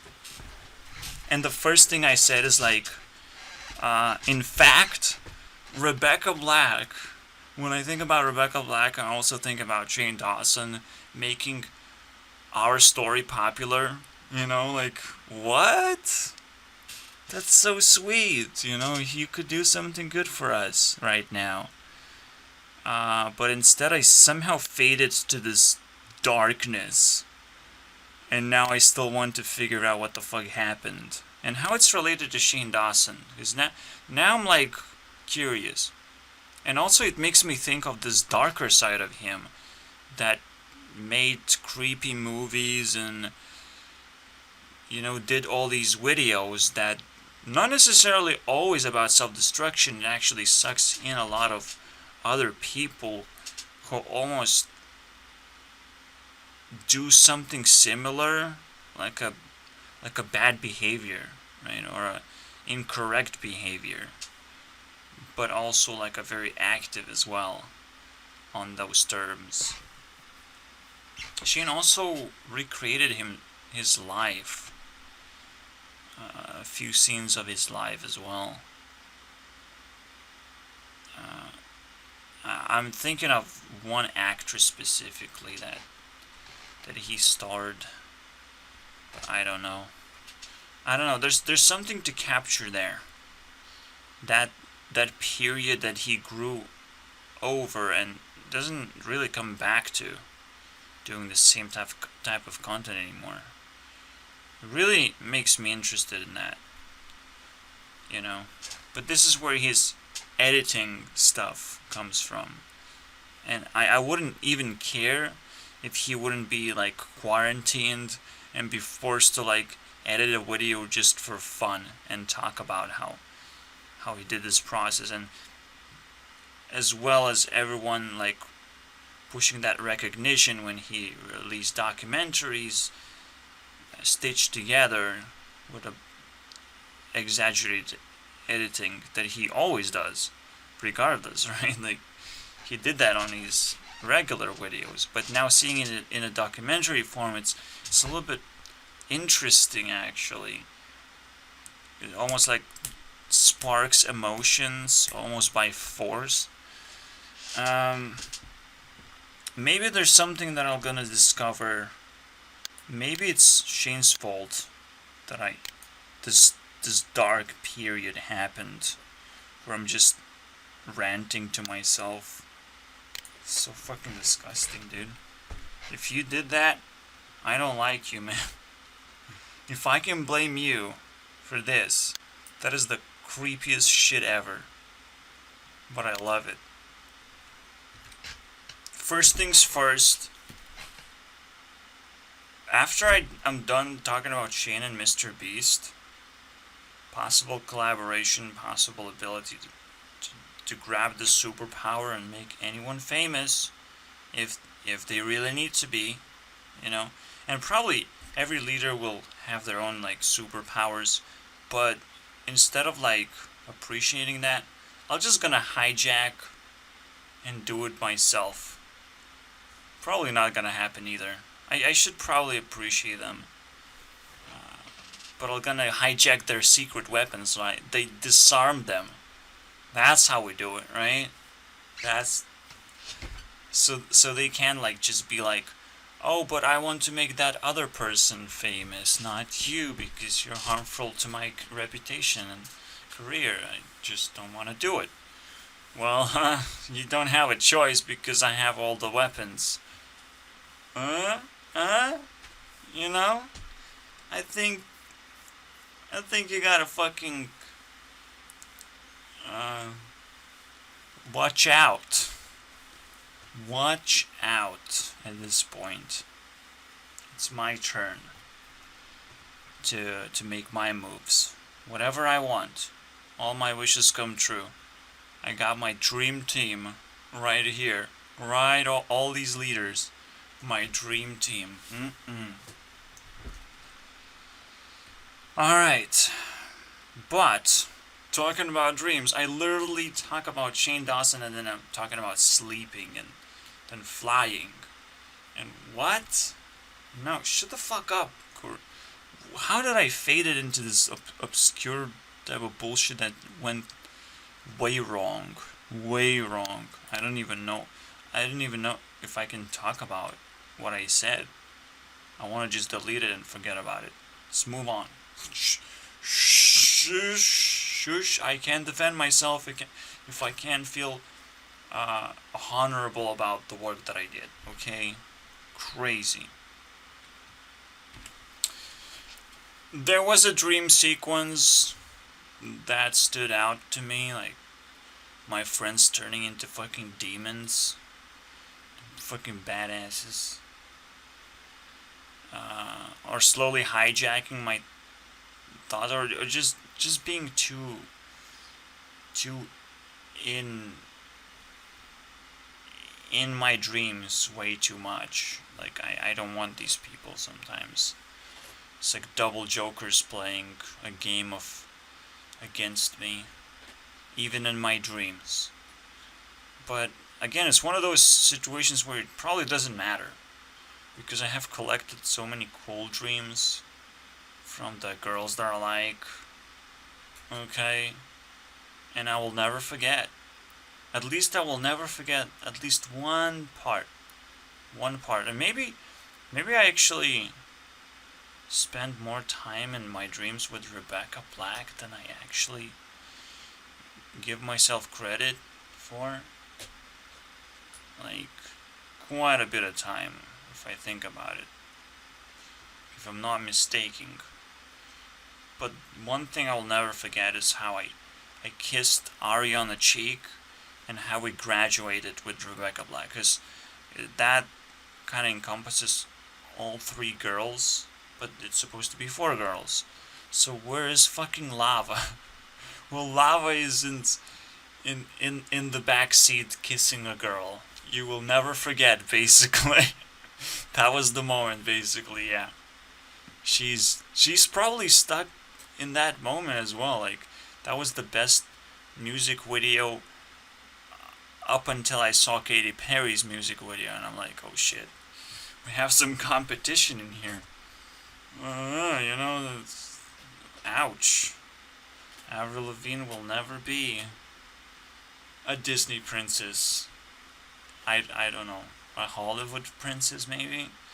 Just anything that gives enough power to make these sort of videos a more often reality, basically, up to the point where it's that competition is won already. Please, you can do it. Stop being above the waters or playing with the devil. Like, do an actually good music video like you did with rock and roll. It's just that simple. Please, come back. Until that happens, well, I'm probably not gonna get a better dream than just knowing that she's somewhere in the backseat kissing a girl right now. So yeah. Let's see how much I delete. Basically, I saw there was a cut, basically, me coming back. For some weird reason, I wanted to say something, basically. Why? I already said, like, I need to cover these last few people, and I did. I checked Jimmy, I checked Will Smith, I checked Boogie. I didn't check Alex Jones just yet. He's still in that back seat as well. I almost like don't want it, you know. And there's always the feelings, or there's always the subconscious reasons of why I didn't do the things that I didn't do. When I turn on Jimmy Fallon. But it's so much easier to see Jimmy Kimmel at this point. It's like, might as well fucking mix them up anyways. When I turn him on, I'm like, but there's nothing to watch, though. The interviews are not popular enough. So I'm like, what? What am I supposed to watch now? when I select the most popular videos, right? You're not gonna watch the most recent ones. It's kind of like a dumpster ground. It's not gonna be good because it has to stand the test of time itself. So you just watch the most popular shit, and well, I left myself disappointed, and a little bit I scratched, some stuff for myself for their team. Barely.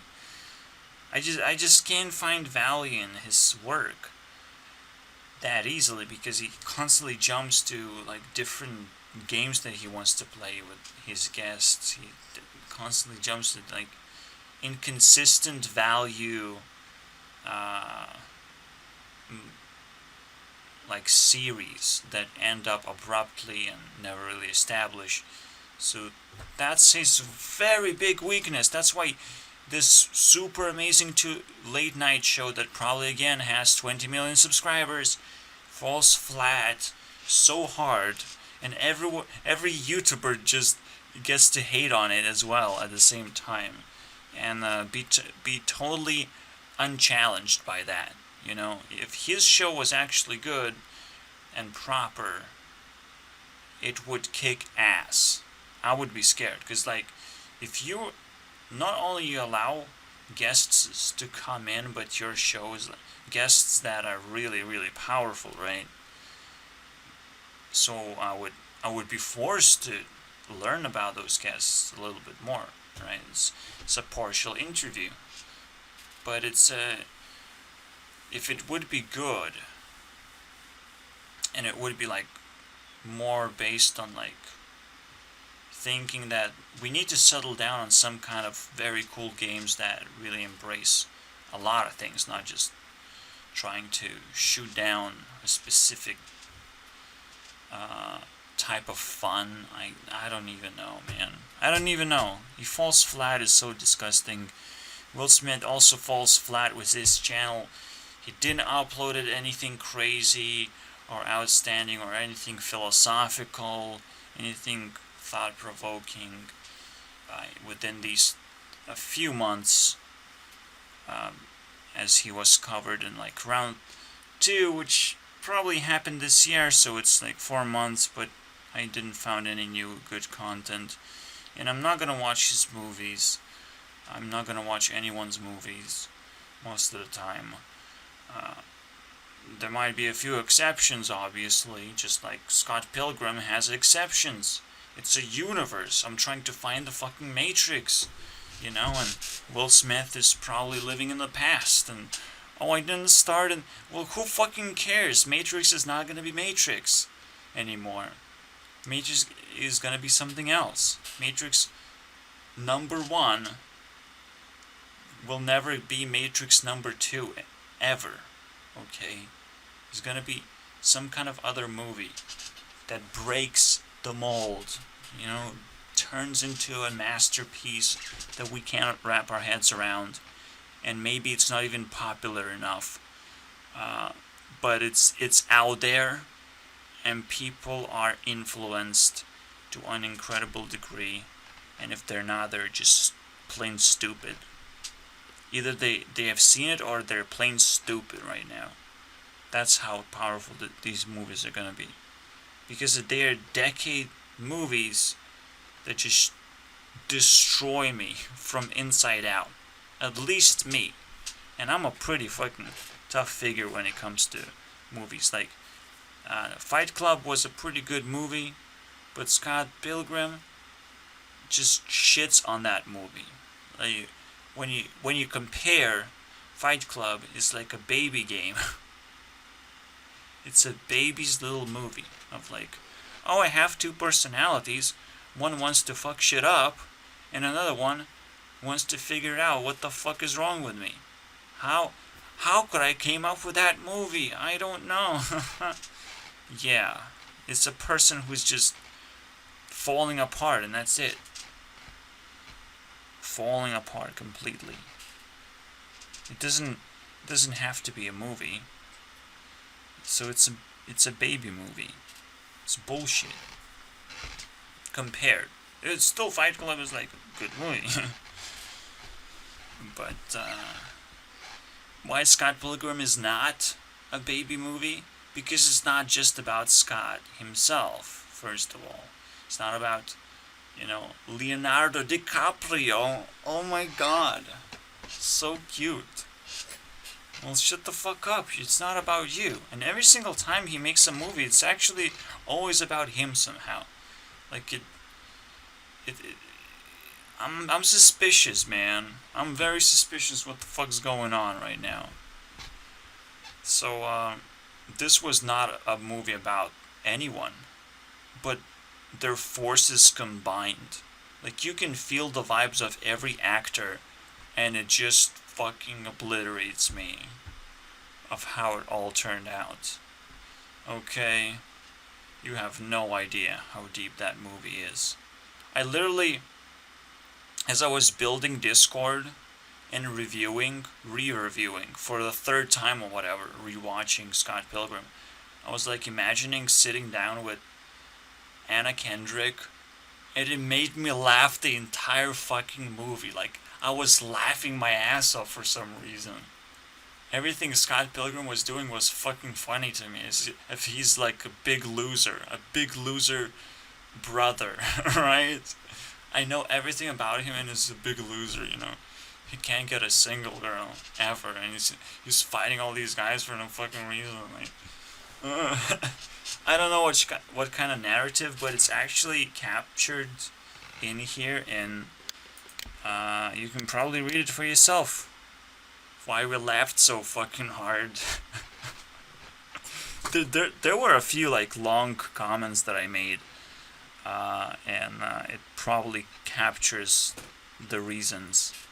And maybe it will make me laugh again about it. But it just, that movie, again, it just blows my mind that you can just do that in the first place. Choose a point of perspective and make the movie the funniest fucking comedy ever. What? Like, literally laughing my ass off more than any other time. It's not easy. Okay, let me continue. Let me just break this shit down and throw it away. I feel like this whole content that I was doing, ranting with myself in random topics, it doesn't attack anyone, so it just falls flat as well. Like,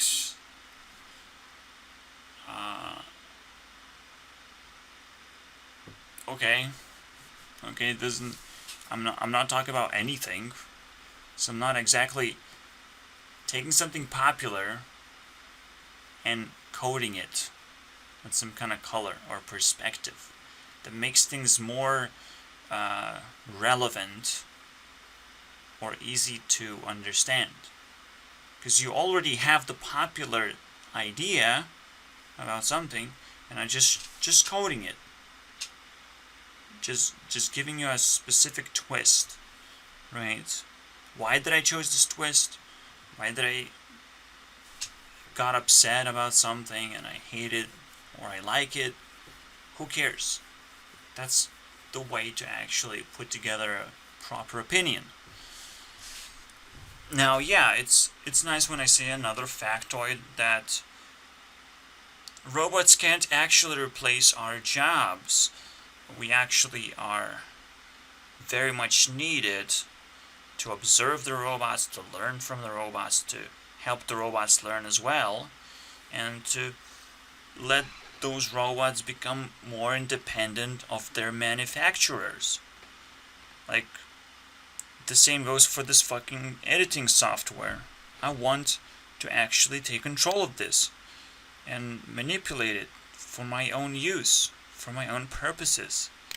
Maybe even when I play RuneScape, I want to manipulate it in such a way that it benefits me the most, right? It gives me enough control to be able to enjoy the game, but at the same time still be able to connect with the rest of the community that plays it, even if it's just for simple benefit of $1 a fucking day. earning $1 a day. Holy shit. But if you can just strengthen that thing that people need, and allow more freedom for the rest of the whatever is happening, like that's what we're looking for, right?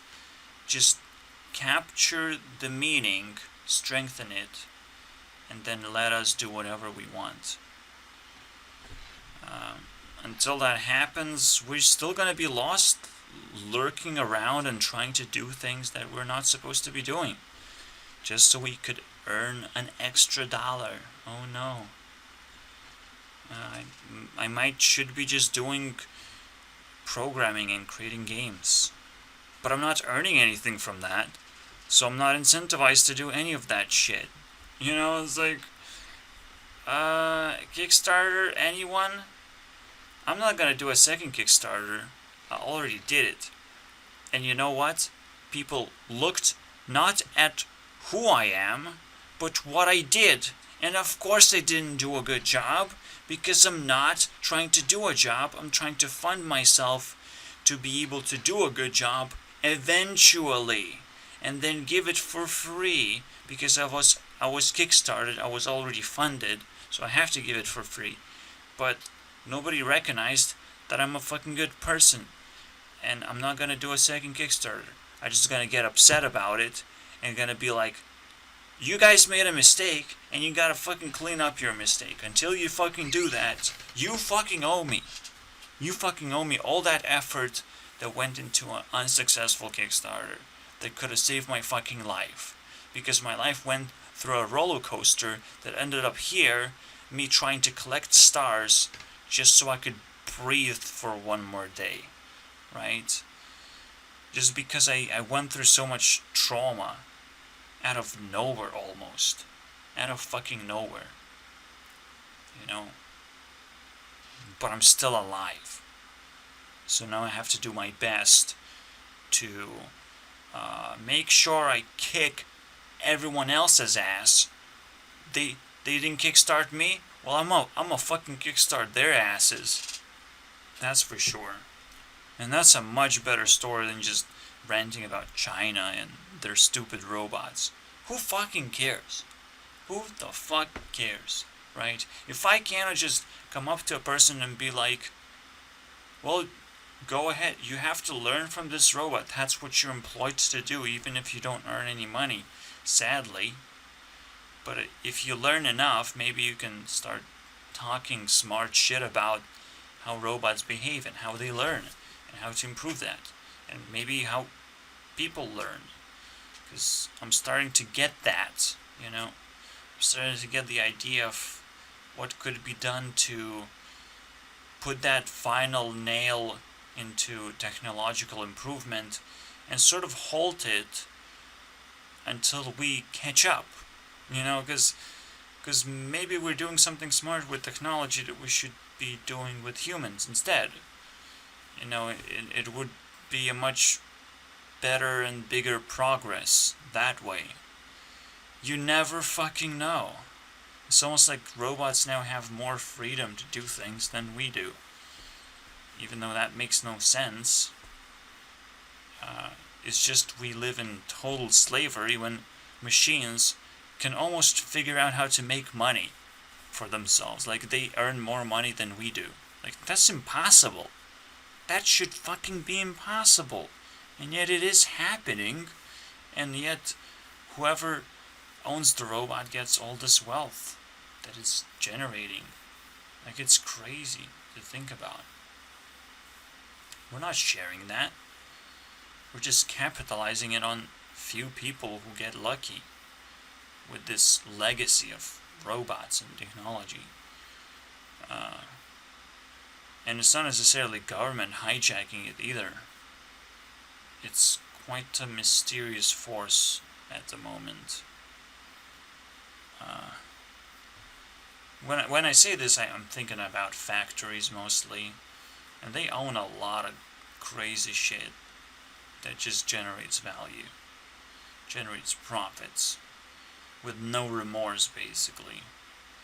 and they do hope like people will turn into robots eventually, and then they will have all the reasons to own those robots. But that's not going to be the case, like at all, and not supposed to. Those robots are not supposed to work, and the best way to ensure that is to stop helping people fix those robots. That's the only way we can actually defeat them. Defeat the monopolies. Is like, we have to stop helping them. Because they cannot maintain those robots themselves. Eventually they will break down and stop giving as much of a profit. You have to be moral. Once you make moral decisions and you see the consequences, you can feel good about yourself. At that point you see the real deal. Like, if you have seen the difference of a person choosing to be gay versus choosing to find actual love, like if you saw the difference, maybe you actually knew what the choice should have been, and how different and very destructive choice could have been taken right now, or turned into a reality in someone's life. And the question is, how do you test that? Right? There's so many things that haven't been invented yet, which has to do with simple human psychology of making choices. How do you simulate a choice and pick the right choice? Because the story has been written, it has been relived, so you know which choice to pick and how destructive the other choice is. No, for me, I say that like women are neutral and men are neutral. They both have problems, but it's never going to be so problematic that you're just forced to become gay for some reason. Like, never. Maybe if you fall into an army and there are no women around, you become gay, just not automatically, because you're just trapped in a fucking cage, picking up already a bad choice of joining the army in the first place. Like, who are you gonna try and help? You have to help yourself first, and eventually realize that you're gonna be in a trapping environment, in a very destructive environment where you're not gonna grow yourself out. You're just gonna be slowly diving into darkness and destruction. Like, that's what you're gonna be used for, and used by someone else. Like, this is so immoral. This is so stupid. Nobody should participate in that fucking process. And yet, that happens. And so the consequence of becoming gay is actually, like, not only it's inevitable, it's just the whole story is stupid. I don't want nothing to do with military and what happens as a consequence of that. Right? Like, what the fuck? It's already bad, so any bad things can make it worse. Meaning that probably US is suffering from something tremendous, and these bad things that are happening, these are not the worst things that US is suffering from right now. And right now I feel it turned very, very physical. The World War III became a very realistic thing now. I did rant it about China for a reason, because there is a mystery going on. There is a mystery of how did this illness actually came to reality. And now that we traced the source out, because we had Ebola back in the day and it was bats as well, right? It was again bats. But now we know the source is China, because now we have internet that is very, very careful on the data. Okay, we can track things now very easily. So now we know. Now we know. So we can almost blame China for a lot of things. And I would say this: there might have been a hidden force that was causing World War III for quite a long time now. We just didn't know what was going on. I just feel this mystery right now. I feel that China has been at war with US for a very long time, and maybe Donald Trump feels the same way, and that's why he came up just hating China by all means, basically. But I don't think that's when I think that's when the war kind of happened, because like China was like, well, it's inevitable now, you know. Although, yeah, Ebola is actually pretty old concept now. It's actually predates Donald Trump as well. And this is not something I want to talk about. I just want to point out to the mystery of maybe there's something we can learn from this once we figure this out. But until I figure this out, we can't. We just have to sit and enjoy the show. That's it. Sit back and just enjoy the frustration that's still happening to this day. We're still at war for some fucking reason. Like, that's not a normal way to live, is it now?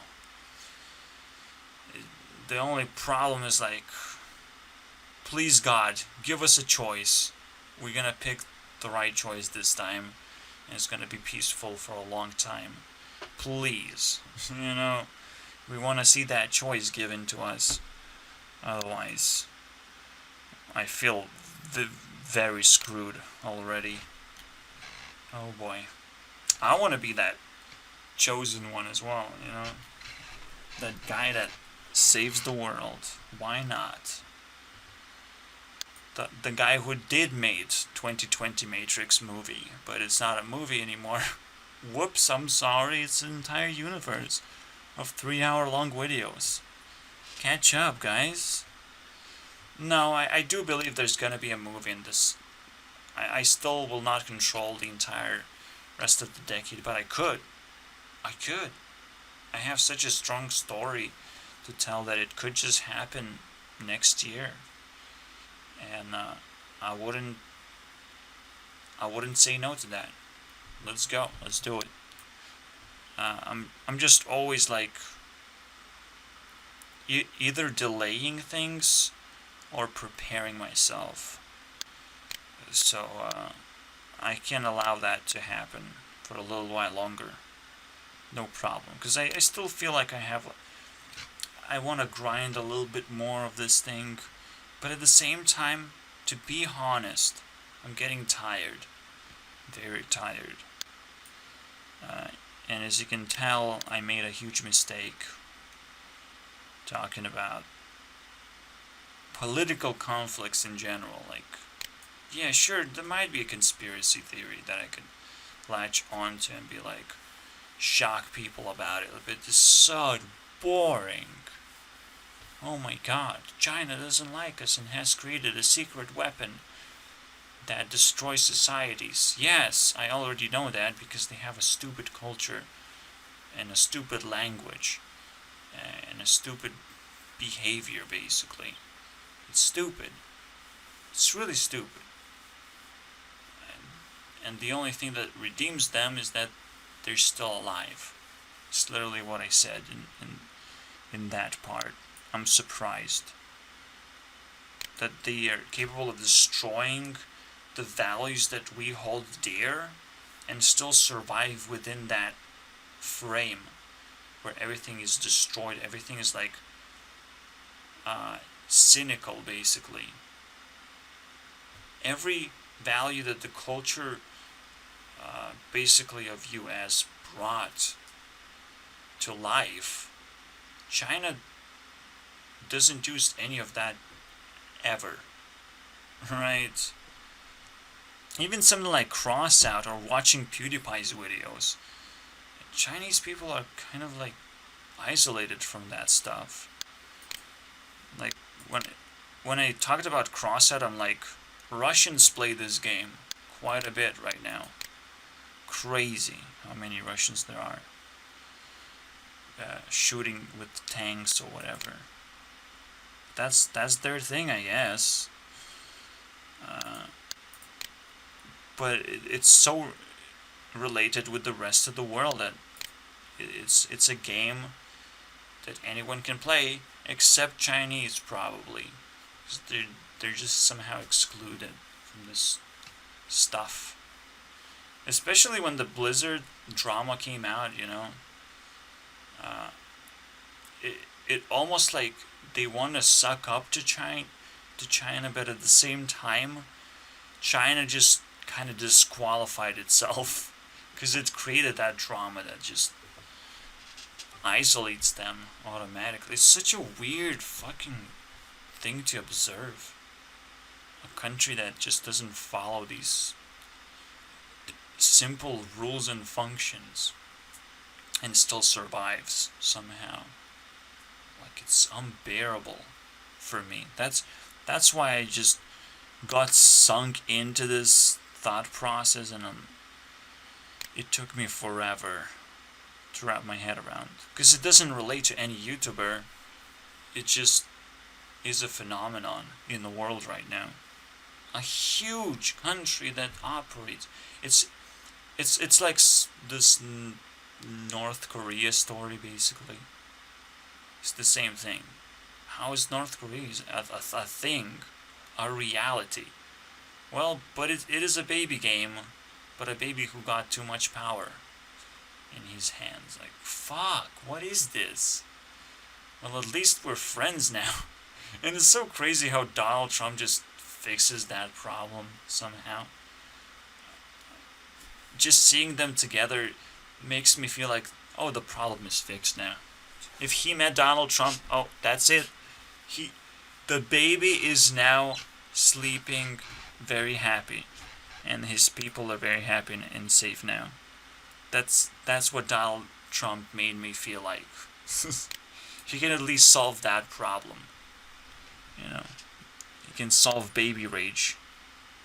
Maybe he can solve Justin Bieber too, or is it not your generation? Please, Donald, please save Justin Bieber. There's a big country out there, you know, just like North Korea. Probably it's not relevant to Donald Trump. Oh boy, we have to take it in our own hands. Make Justin Bieber bad again. that's well, he is already bad, but like we want to make it bad. So we could hate him again or something. I don't know. Bad baby. See what happens? It's all because of China and Shane Dawson too. Now I can blame them. Just because they're so fucking random and excluded from society. So different. That's right. Finally made that point. It's not supposed to make sense because the personalities don't match. China is a wind personality that simply ignores what happens in a society, right? They do their own thing and they don't fucking care. It's pretty sad, actually. But I just want to move on. Looking at things like that, like these big things that could collapse at any moment, you know, like who the fuck cares about the government or about borders or about countries, entire countries? This shit is boring and stupid. It could collapse at any moment and big changes could happen over a period of time, of course, and of course big things try not to fail too fast. But the moment I went to UK, oh shit, Brexit happens, so might as well pretend that I make the changes in the world at this point. At this point, fuck it, you know? If I can make Brexit happen, I probably made Corona happen, and then the rest of the fucking shit. You know, if I can take so much responsibility, I shouldn't even care about the big things anymore.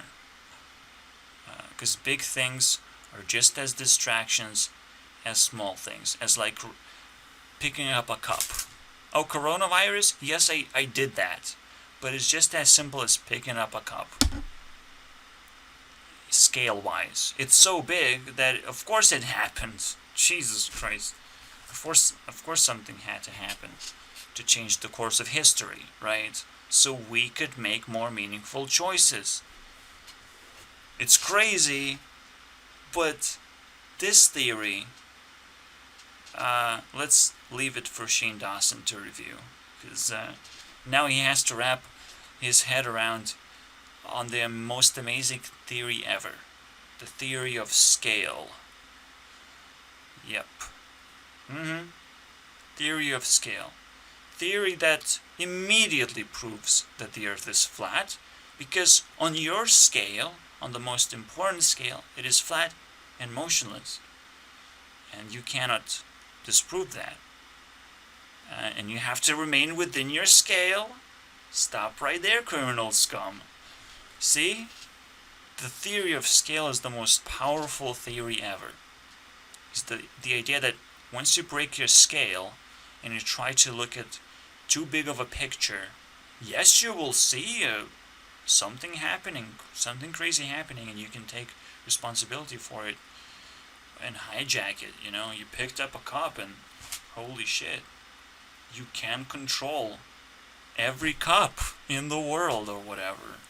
The conclusion would be like, what crazy thing you can come up with? But science would say like, you picked up a cup and that cup contains millions and millions of bacteria. You know, like, shut the fuck up, science. Are you fucking stupid? Show me a bacteria, please. Show me. Show me the mattering bacteria, but not the bacteria that are on a cup when you zoom in 3,000 miles. Just fuck off, science. Fuck off. I will say that forever and ever. It will never stop. Science is related to science, and we don't like that anymore. That is not good. Yeah, I decided to delete the entire hour. And only the portion when I mentioned Rebecca Black, I left a little bit of a linger shot. When my heart opened up, and it's like, but I love this person. And then that's the only part that mattered to me. And I also jumped like a shark on the Shane Dawson. Give me the value. Let's do this about you this time, asshole. Because you deserve just as much of attention as those other leaders. And it's gonna be just like that. And whoever survives till the very end is probably gonna be a pretty badass leader, right? Well, let's hope not. Let's not do the same story as with the. Let's keep leaders at the level playfield until the final straw of when we compare their scores for the last time, and see who could have potentially defeated me, of all things considered. Who could have done it? And can I trash that person to oblivion? You know? That's more like what I'm trying to puzzle through here. It's the people who threaten my agenda basically the most. Because they influence me the most, right? If they threaten my agenda, they're the most interesting people. And they collect a lot of points for that. I honestly think, but the agenda is like screwed over already. Mr. Anderson, you're trying to do Matrix again. Well, you have to do Jax films. Not Smosh? Oh shit. Shit, Jax films, you just got tricked. You're a leader of Smosh team. More or less. So he literally got screwed over. And he's already burning for his sins, basically. He's kind of a loner, even though he highlighted a lot of YouTubers when he was starting up, when he really wanted to be like a part of this train, right? And he train ride. So he intermingled with these popular YouTubers, and now he became a part, but he didn't even realize how Smosh kind of took his career into their own hands almost. Just bear with me. We'll figure out how this theory goes, okay? It's not necessarily true.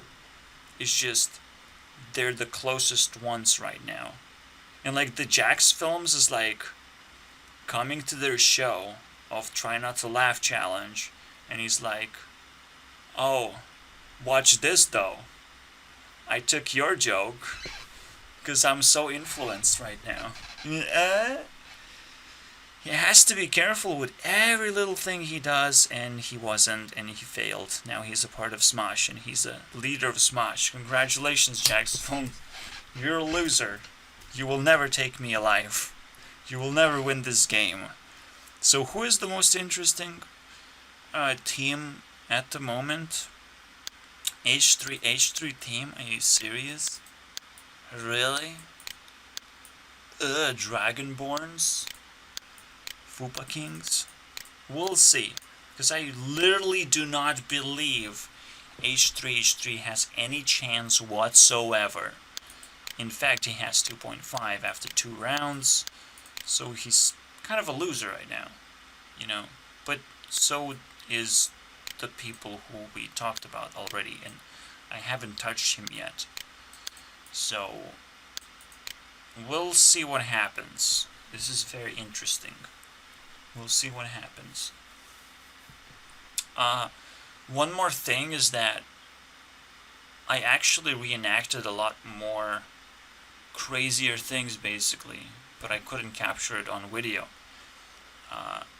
So being able to put together a game that tries to capture those moments when I lived like a crazy mindset basically conjuring those YouTubers, because now I found a new passion in life of like, shit, I hate PewDiePie so much, I might as well take over YouTube as best as I can, right? That sort of mindset. Not necessarily like I really hate PewDiePie right now. It's just he almost threatens my ability to establish a proper school, establish a proper mindset that evolves people into something more useful to themselves and to others. Like, come on. We need school right now, more than ever. Like, we're being quarantined and school is now off limits. No, you're watching videos, you're learning things. More or less you're learning things, and you have to figure out how to put it in order, right? How to organize what you learn. In school, we at least like get a hint of like, you at least need to note down the important things, right? Notice and note down important things, and note it down so you remember. You don't need to show it to anyone else. So you have to pick up those principles that you learned from school and figure the fuck out how learning process actually works. Because schools don't actually teach you anything useful, but at least the learning process might, work, because they're still trying to do something, right? So you can take that from it, and desperately you need to help me build this fucking school that improves people's lives significantly. Okay? Is my life improved? Well, yes, because I live the worst life, but because I get to do this, I don't feel like it's the worst life. I feel like I'm actually unstoppable force. Like, that's a big difference, because it's not like my life is super colorful and super amazing to the point where I want to capture all my moments and just travel everywhere and interact with people and everyone loves me. Like, this is not what it is about. My life is less than average. I don't have a girlfriend. I don't have friends.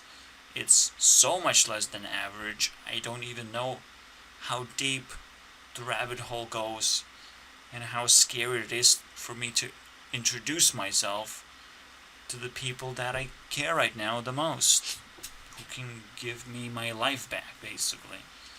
Crazy. But not crazy enough, because now I just gotta win my own fucking game. That's how crazy it is. It's a tough game to beat.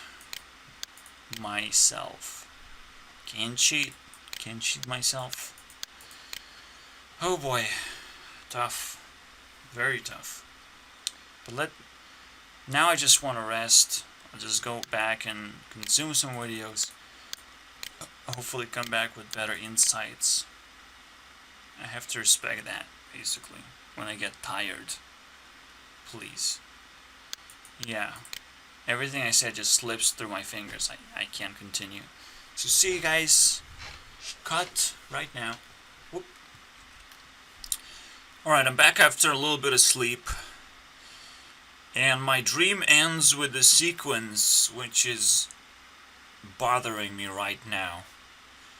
But it felt like a normal dream sequence. It's like a teacher asks students to do stuff. There's not many of us sort of in the class, so it feels like the lesser audience, the less control the teacher has to manipulate us with. Because it's like, well, the other class is not going to be doing that because it's missing. So we shouldn't do it. So there's a lot of pressure not to do the task. The class is ending, and the teacher asks us to do something obscure, and half of the class is missing. But even then, even at that point, if a teacher asks us to do anything at all, maybe we should do it. Instead of slipping into boredom, or just breaking simple rules like, I'll just pull my phone out and start playing games and shit. Like, there are certain rules that actually can be followed, however, but the teacher asked us to write a letter, and it's our language teacher, okay? It's our native language teacher. Not US, because I live in Lithuania. But, we still have our language, by the way. Crazy, right? Just like anyone else in Europe. I'm not sure why anyone is surprised at this point. It's like, I'm just as surprised that China keeps their fucking language. So, I'm just as surprised as the world keeps their language right now. As if it's so precious and so fucking valuable. But anyways, I was immediately thinking as I wake up, like, but why do people follow rules that fucking much? Why am I pressured to actually write a good letter when I'm not even explained what it is? And the best I should be doing is just trying to do the best job I can with the tools that I have, to be fucking honest, and asking teacher for some kind of, intervention and help is not necessarily a good idea, because nobody wants to do it. At the same time, teacher is just one out there, and the reason why people don't want to do it is that you don't want to show that you are like more interested in fixing your mistakes and doing the actual job than anyone else, who probably are just as confused and have the same problems in one way or the other. Even if they don't, they can at least, explain it to the whole class or whatever. Which, again, never really happens, but it's that concept that prevents us to just ask. Okay? There's a lot of weird dynamics happening in the classroom, and I just constantly dream about it. But for it to end like this, for my dream to end like this, it's kind of a cringe. I would normally, in normal circumstances, would not be paralyzed at all. I would just try to defeat the teacher, because I know that she's supporting government more than just passion and just genuine work, right? Genuine work, like I will follow the rules as long as it challenges me to do something new. But I will not follow the rules of, like, if it blocks my ability to actually create something, right? So if I need to actually create a letter, there's a lot of ideas in my head that just started asking me, what the how do I define a letter? What are the actual rules that defines a letter? And honestly, there's probably not many rules at all. You just say hi, you tell your fucking point, and you say something. Because a lot of times it's probably not a bye. It says sincerely sometimes when it's formal letter, but when we're talking about formality, you never know. Maybe that definition means government, and it should be thrown away immediately because it's evil and it has corrupted everything, basically. It has corrupted our ability to fucking perform and create. Great, right? So what do we write? Do we write bye? Do we write I hope to hear from you soon, or whatever? Well, I think you do something like that. You do put a little hoper, and to hope what you're gonna get in return. Hope what's gonna change in return of making this letter and sending it to a specific person, right? So the little hoper, and maybe you add in a cheers, right? Because that's a weird one to put everywhere. If you fucking come from UK, at any point, if you have been in UK, now you have to put cheers, okay? Just have to put cheers. It's like smile, but a not forced out smile. It's like, I'm smiling, you probably should also be happy about it. You know, it's like, I'm happy, you happy. That's how it would translate. You better be happy. I think that's how it translates. Okay, that's a pretty good deal to put in the end of a letter. Not sincerely, because I honestly hate you. You know, it's like, what if you'd put a hateful letter? You know, Jesus Christ. You don't want another person to think that it's honest. Like, what? Formally, you know, sincerely yours. But then, if you put sincerely yours, then you're not being honest. You're being someone else's. You thinking about someone else's interests, and I don't know what that means at that point. I'm honestly trying to be yours and shit. Oh my god. But basically, there's just a blunder of ideas and a blunder of bad habits.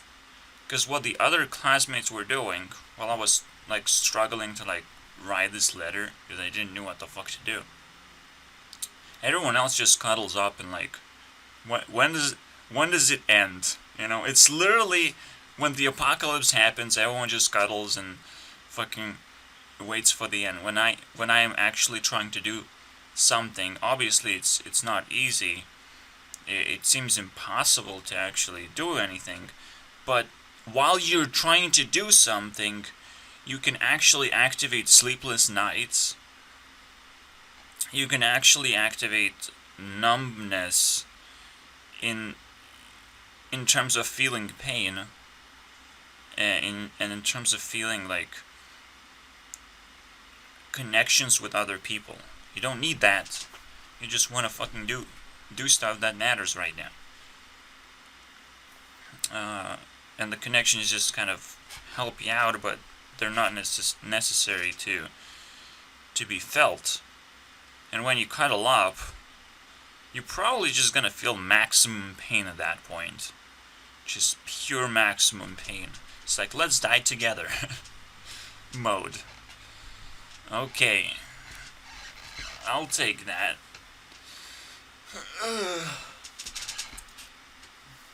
When the true apocalypse happens, you just can't cuddle up and die together. It's not how it works. Even then, it's like, if that was a coronavirus effect, cuddling up ain't gonna work. People gotta go home and do stuff, you know. But that doesn't necessarily infect them. It's just you can't come back and do the same thing with the same amount of passion, I suppose, with the same amount of oh, nothing bad is gonna happen. We can just do that.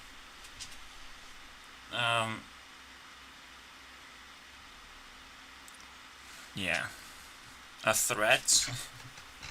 Cuddle up and wait for it to end. No problem. Nobody wants to do it. But basically, again, my point was you don't want to be bored at school, and you do want to challenge yourself to just pick up those things. And it doesn't matter what your teacher thinks about it. In the end, if it wants to evaluate your work, fuck that shit, it's a government worker. You're just trying to fucking do stuff and complete it.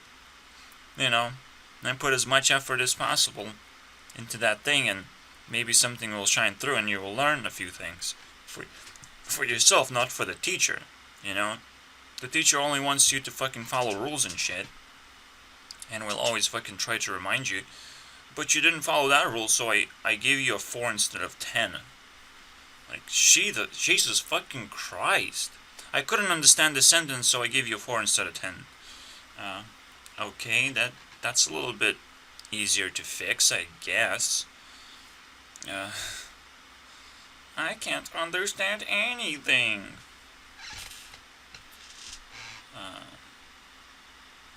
I can understand that. I can understand bad grammar when you catch bad grammar. But even then, the rules bend over most of the time to the effort. If I'm trying to say anything at all, most of the time I don't have to say it in the most correct form ever which everyone understands.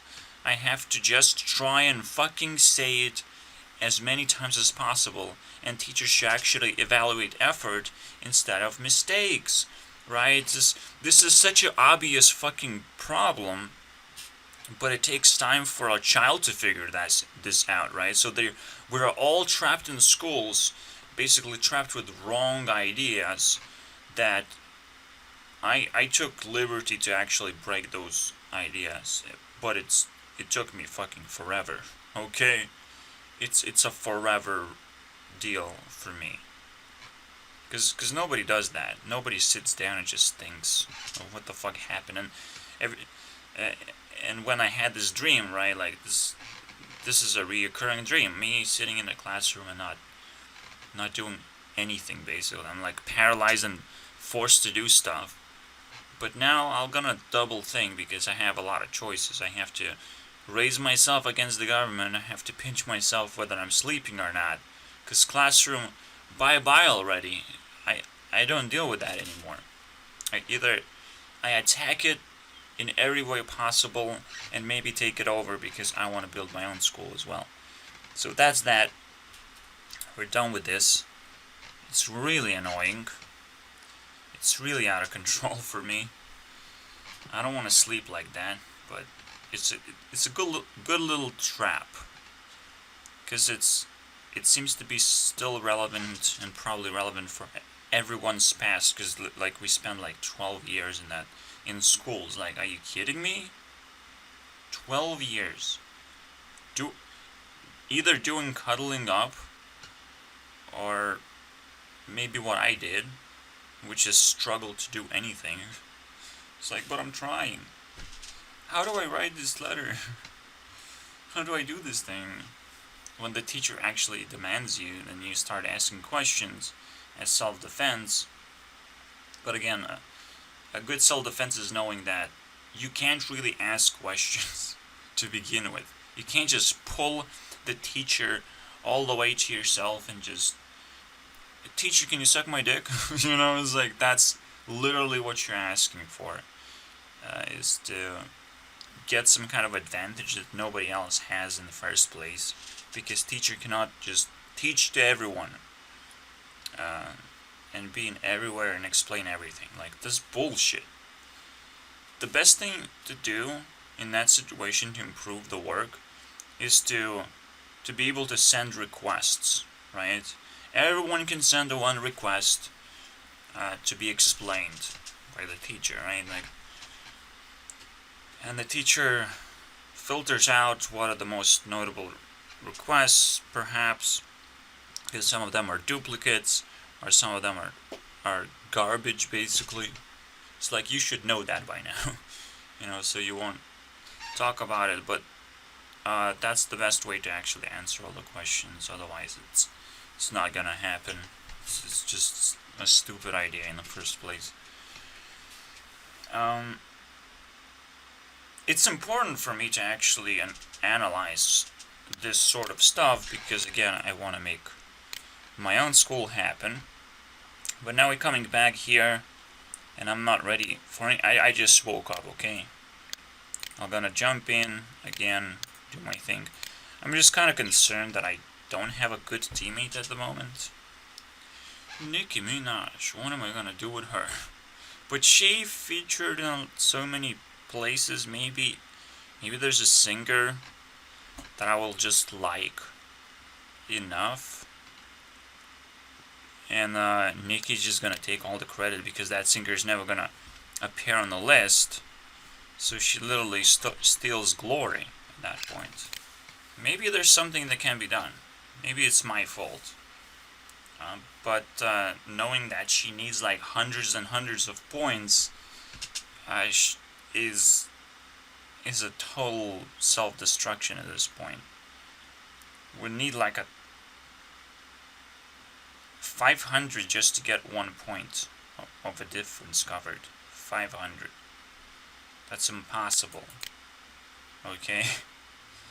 I'm sorry to break it to you, but we'll be happy just to get any points at all right now, in case Notch or anyone else happens to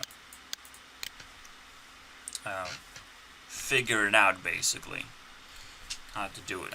I don't think Notch is like one of those people who's just kind of sinking out, and he's still supposed to rule his own game, right? Like, he created it, and he's supposed to be in this classroom that evolved over him, and he can't do anything anymore. He's sold out, basically. It's like, it's a weird moment, but game developers still have to be like the beaming force of their own games. Still looked up to, so they still get a lot of credit for it. It's like, but for some reason, someone came up with Minecraft in the first place, and we have to be incredibly grateful for that. Absolutely, dude. Absolutely. The choice of having Minecraft versus not having Minecraft is a big one. It sucks me in as well to question what the fuck is this shit. Because it's a big question, basically. Here you go, Matt Pat, and I'll take 3 points for telling the story as well. Let's continue. I found a solution, basically. Because we are 5 times less powerful than anything else, I can pick up any person I like and swap them up. As long as I reset back to the beginning score, which is 14-19 for both teams. And I'm gonna pick up Comila. because I like her a lot more, and she has similar personality. She has a water personality, okay? And that's the real person that I would want Ari to be the guardian for Ari. So Nikki, get the fuck out of here and suck a dick, basically. Okay, let's do a magic trick. Here you go. And we also swap score a little bit. So because I had 1419, I think Kami actually brings 100 points for herself already. That's one thing that I did, right? Where was Katie? 130. So a little bit of a boost. Alright.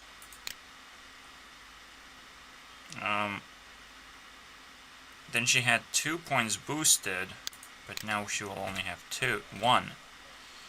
Because she only earns 10 points. And because I had 2 points boosted, we subtract 1 point, boost 2, and then 2 more, because she brought 100. This swap was difficult enough because it happened late in the game, but it's still legit.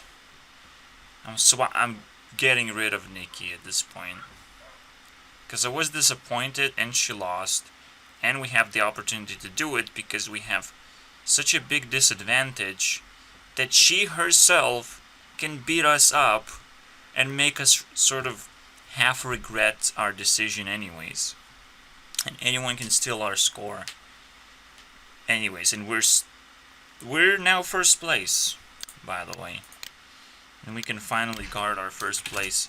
So if we really like, we can actually take first place, but we have to like add a new member to our team and dispose the old one, which is not gonna happen in any other case. Okay, this is like a special case where I really wanted to get rid of someone and I managed to do it. So holy shit, I'm very happy with that. And she brings 100 points for us, which is probably gonna be more now that I care about her, you know, like that's a difference that it makes. I'm not sure what's gonna happen with next seasons. Like I feel like my disadvantages will slightly increase. I'm not sure, because I don't want to win constantly, but at the same time, I guess it will happen naturally and I shouldn't care about it. So that's the swap. Now I can actually play this game properly with the expectation to actually win. God damn it. Or defend my position. Easy now. Super easy. And now we're gonna look at Nikki through a different perspective. Also, the points got messed up as well. So now we hold 15, while Katie doesn't hold 5. She only holds 1.5. Alright. It's kind of easy to calculate. It's just 6 minus 5, 6 minus 5.5. If there's a shared position, if there's a little x, that means there are 2 fifth places shared. So here you go. Easy. Finally, it's very easy to see it. And I obviously put different emojis for different round groups, so I would know who has the trophies. So I got rid of the trophies, if you're wondering. Alright, turns out it's Alex Jones' time to shine. He's the last one to be reviewed until I fully move on to round 3, which I'm not excited. I watched Vsauce a little bit about holes. There's a big hole in the Hearthstone community right now, which is called Vsauce right now. Holy shit. But he's funny. Sometimes ridiculous. how he presents things. It's amazing. But here's a chance for Alex Jones to redeem himself after I found Impulsive podcast with him, which means that these bad boys are gonna share points right now, and they're doing it tremendously. Right, I am so shocked. I can't wait, man. Yeah, all the funds raised by Impulsive are gonna go to Alyssa Violet. You know, she's a little crazy, but she's like a good replacement for Jake Paul. Everything is a good replacement for Jake Paul in this. I'm just saying. Including Logan Paul. He's a good replacement for Jake Paul. Thank you very much. Yeah, because that song was so good. That music video by Katy Perry where Nicki Minaj was starred in it. That Nicki just got dumped in there. Oh, you wanna help Katy Perry so much? Might as well do it all the way. Here you go. Dumped. Give me Comila. Let's say it this way. She's like my generation person, so it's a lot easier. Okay, a lot easier to appreciate. So, and also she doesn't say suck a dick every single time, man. Oh my god, please. I'm not gonna lie, when I'm looking at this list of items Notch wanted to do with Minecraft or add some quirky updates, like, this really tickles my imagination, man. And I know why people did it, why people realized it. It's really fun to actually try and add those features that Minecraft needs, but the really interesting part is like trying to figure out how those features would really work and work smoothly, and why would they be used in the game is like a really important feature. So there's a bunch of little tricky features that have been added in a crude way, but it tickles my attention trying to figure out what it could really do, what is the potential of those features, because a lot of things that Minecraft does is not actually good enough, I would say. There's a lot of features missing when you start thinking about what could have been done. Not just something like obvious, but there are plenty of non-obvious things to look into. So that's very interesting. And it justifies now Notch being in this, where he is, you know, with his game. God damn it. Basically, if I really need it, I can just substitute Notch with log.zip, because he highlights most of those weird things that Minecraft has, but people don't know about it or whatever. Notch doing pretty good as well. He could actually climb up very easily. Just needs a few points. Damn, Notch. What's up? I love it when Ariana sings, and tonight we're gonna do a deal with the devil, and I know it's gonna get me in trouble. And she's featuring Nicki Minaj at the same time. It's the best way to do it, man. So it's a good dump, but she is pretty angry. Like 2 points away, it's getting pretty hot here. Okay, but at the same time, she's so terrible. She might just earn a bunch of fire points for her team and just destroy it, and take all the damage to herself, obviously. But at the same time, I'm not sure what kind of rules apply for the fire to spread, especially when I just swapped the member of the team. And I haven't really fully engaged Comila yet, but I know it's like a better choice 90% of the time, because the features 90% of the features, there's some black guy rapping basically, and it is disgusting. Okay, it is a suck a dick format basically. There's it's explicit, and explicit content is just so stupid. If you put just one layer, just hide it behind one layer, it's already a much more appealing fucking thing to. Because then you're like questioning, are they are they just explicitly referring to sex, or just playing around it and allowing a lot more possibilities? Because that is a lot more appealing thing to be entertained by. Okay, the possibilities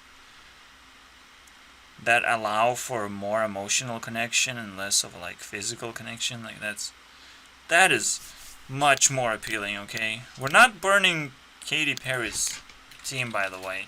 That's another problem. I want to fucking do something with Shane right now. He jumped in, I jumped in a pool of sharks, and I want to fucking do something with Shane, but Shane's team is so colorless and so worthless. He only has 4 points, technically, and it's still because you got a random member that doesn't suck at all, replacing a very shitty one. So I was very much struggling to put this team together. Unless Shane himself has like super interesting reveals, basically. People who I've never met but have tremendous success of some kind. Like, that would be pretty amazing. Because it feels empty in here. It feels that this could be a lot better. At the same time, the rules are pretty interesting, trying to like establish already as it is, and these guys are trying to catch up as much as they can and maybe take over the establishment that I am doing. And the further I get also the bonus points, but we'll calculate that in the very end. Every single time I take first place, I can also do a better job than the best job that's being done by the second place. And that would mean that I deserve some crazy credit. The same goes for people who take over the first place from me. Which seems to be consistent so far, but who knows, right? At any point I can just introduce some crazy people and the game's gonna get a lot harder. Right now, I'm on this list of people that I don't really care about very much, but I'm slowly getting through all of these. Like Elon Musk, I've covered that now for myself, and there's not much to talk about.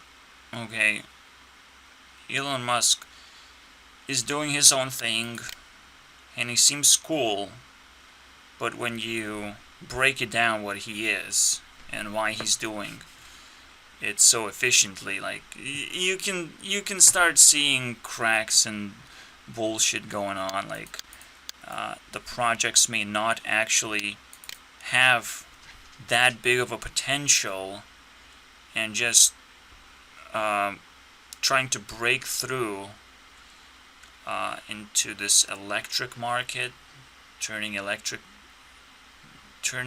cars popular. That's the only noble thing I see. Okay, but I don't drive a car, so for me personally, that is a no-brainer. Basically, Elon Musk is worthless to me personally. Like, he's not doing any internet like breaking grounds, and at the same time being internet's personality. Like, if you combine those things together, just like PewDiePie, you would sit on the throne. That's pretty fucking prestige, and it's much better than just inventing some mediocre things, I would say. There's always a potential to break through something crazy, but there's always a potential to bump into someone else's breakthroughs, who knows? Maybe Elon Musk is just some guy who's just gonna recognize, oh, 2,000 years ago someone did that already. Oops. Like this could happen at any point. Our technology could bump into some ancient technology that has already existed or exist within our bodies. Like we can tap into some kind of energy or whatever. Like you can't joke about reality like this, right? And expect technology to do everything. At the same time, Elon Musk seems to be sitting on this more governmental side of things, where he's going to support the government ideas more or less, but not going to... again, technology itself is a bit of a difference, and this is why he would be scared of technology more, because he is supporting government more, and government is not technology, it's not compatible, it's actually a counter product of technology, and I will always say that. Government is like a technological bubble, right? Government wants to control everything, and actually doesn't recognize technology, they recognize just the people. If you just sit and next to your computer, the government will not recognize you doing anything, basically. You just sit in your home doing nothing. That's what the government will think. Literally. Like, they will not care what you do with your computer and what kind of knowledge you're accumulating. They cannot see that, so they will just refuse to think that you're doing anything. Unless you're interacting with other people, it changes a few things, obviously. Government does want to restrict interactions over the internet. Unless it's consensual, and then you can hide it from the government. Yet again, turning it into meaningless attempt to observe things of what you're doing with your friends or whatever. So if you keep that mindset, you're totally hidden from the government and you're totally a ninja, right? Like crazy. Just sit down next to your computer and do some crazy damage to the system. So yeah, that idea is against Elon Musk as well. We're just gonna move on, and I'm not impressed, basically. I'm more impressed by Notch. I mean, he takes a little bit of cake here, and we're gonna leave him behind in the 5th place, I believe. Maybe just no, he's knocked out. He's just Elon Musk is knocked out, and you're lucky that I didn't put a fire on you just because you support the government more. Like, that's not a good deal. I renamed Nicki Minaj into Nicki Miraj. Like, obviously, she's so hot. She's supposed to belong to a desert and just be completely isolated from society. That's how hot she is. Okay, like, please stop. Don't come anywhere near my idea bubble. Okay, the bubble of the ideas that I consume every day. Just no. Your butt will like consume half of that space. Like you kidding me, right? Chill. I have zero chill in me. She did it in the same song. She said it. I have zero chill in me. That's what would devil say. You know? You recognize yourself so well that you actually say something that the devil would say, and that's pretty cool. Whoops, you know? Cards matched up and Ari just knocked you out of the game. That's impressive. I like it. I'm gonna take some points and give nothing to Miraj, basically, for that. Okay, thank you. So we have Ninja, we have Angry Joe show, and the Gabby Hanna stuff. So these guys have a little bit of a chance to prove themselves. Alex Jones proved himself up to the 4th place in round 2 after I watched him talk with Logan Paul in his podcast, and that's not bad. 50 points, that's like half of the porn completed. So for Alex Jones to do these feats, I'm impressed. I'm not gonna lie. Again, I spent the moment the Syria crisis happened, That's when I was starting to spend time with Alex Jones, just tuning in into his stuff. It's kind of easy to just put it on the background and be like, okay, he's screaming about something. I guess that's interesting. I guess I like political stuff because it's getting pretty crazy out there. Nobody really was on his level of crazy, so he does capture quite a bit of attention. It's fine. Yeah, I'm gonna give comments on everything when everything is done, like how the placement worked out with the most prominent people. But right now we're just gonna cover 3 more, and maybe I'm gonna be triggered to do something about Shane Dawson, because I'm gonna check his channel a little bit deeper now. I'm scared. It's a disgusting channel. It goes deep into shit basically if you dive into his older videos. But his newest videos are like absolutely miraculous. It's just he's slowed down in his upload schedule, and like, fuck. Where are you, Shane Dawson? We need more of this mature fucking version of you, but it's probably pretty broken up version anyways. So we have to appreciate whatever we get now. Like, damn. That's pretty sad. Alright. Let's do this. Alright, as we approaching the end, here's our main event. We have to fucking beat up everyone else, every character individually. And Gabby Hanna is gonna be the final boss. For no particular reason besides their personalities kind of match now.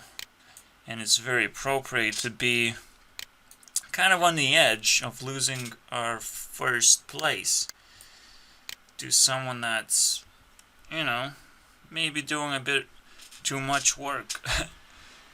I don't know. I'm threatened. Who knows what happens when you're playing a mirror match? Or we're just gonna be heavily surprised how powerful we get now. Now that Miraj is gone. Get out of here. As the game progresses, and I recognize that Leah actually is a little bit stronger than Alex Jones, even though she's in a rough spot right now, so is Alex Jones, so is every meme person ever. Okay, they're always in a rough spot in the long-term game, right? That's how they play, sort of. Is you feel pity for them, but they also can make you dive deep into some crazy shit and make you explore an unexplored territory of YouTube. And guess what? They actually, by making the swap, they put Leah on a second place here, and Alex Jones get the second place too.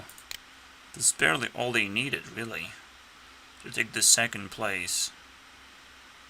And the swap simply happens because, like, Leah has 1 point more than a person in a further round. And that makes no sense, right? It's immediate swap at that point. And now, they have all the second places. They have the most points. They're the most threatening team ever. The ninja team, yeah. The real ninja team. I haven't even fucking watched Niga Higa too much to boost their points. Like, this is powerful. We finally have a real rival here. Not sure how long it's gonna last, but we know that they have collected a decent amount of points. They have taken 3rd place in general. And then we also have to watch out for this team. 2nd from the bottom. Who would have thought? That obscurity and being connected with nothing, basically, for no reason, being in the team, or being a team for no reason, can create such a ridiculous dynamic. Alright, boys, Thunderfoot is giving his number. $1 million to prevent one coronavirus death. I'm not sure if this is a positive video or a negative one. So this seems like a very expensive life that people are living. Like, people are not worth $1 million. Even though you might be able to harvest organs, but nobody's gonna harvest organs and sell it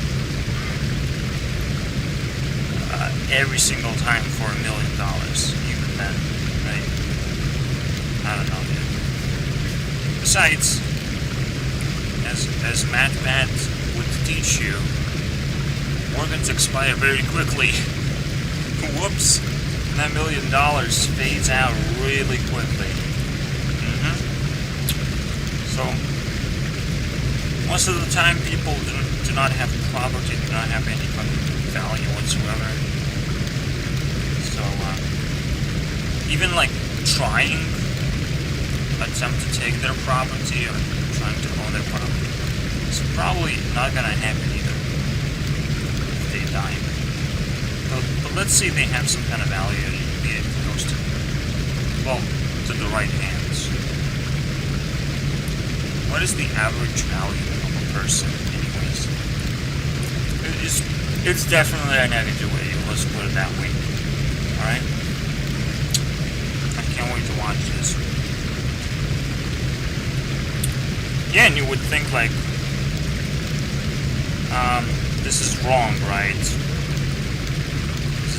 It's about prevention. It's about prevention of the spread. Trying to make this an easy ride for everyone. But just like they show you the bell curve, that they're trying to squish the bell curve. It's more like science. Science always tries to do that. Science always tries to cool things down so they could fucking observe it, basically. So what we're supposed to do right now, we're supposed to sit in homes and observe the madness. That's what we're supposed to do, right? We're forced into science right now. Some may be thinkable that we're just lab rats at this point. Mass-produced lab rats. Like, that fucking crazy at this point. Because, this is the only thing that fucking explains it when you look at it. Oh, we're just gonna be treated as lab rats. And the government is gonna spend quite a lot of fucking money on this shit.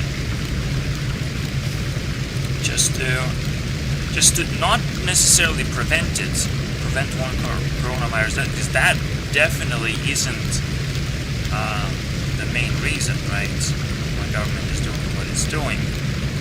The main idea is, like, if there's any minimal crisis, we're gonna create a maximum response. If there is 9/11, we're gonna go to war. It's like, there's minimal crisis for a maximum response. And most of the time, minimal crises come from the government themselves, because they figure out how to create a source of a crisis and sort of just let it go, let it happen. It's just fucking, you know, it's fucking weird. And it will, well, this is happening, it's pretty interesting. Where is it coming from? We just tangled up this crisis that we cannot untangle and be like, well, that's a government conspiracy right now.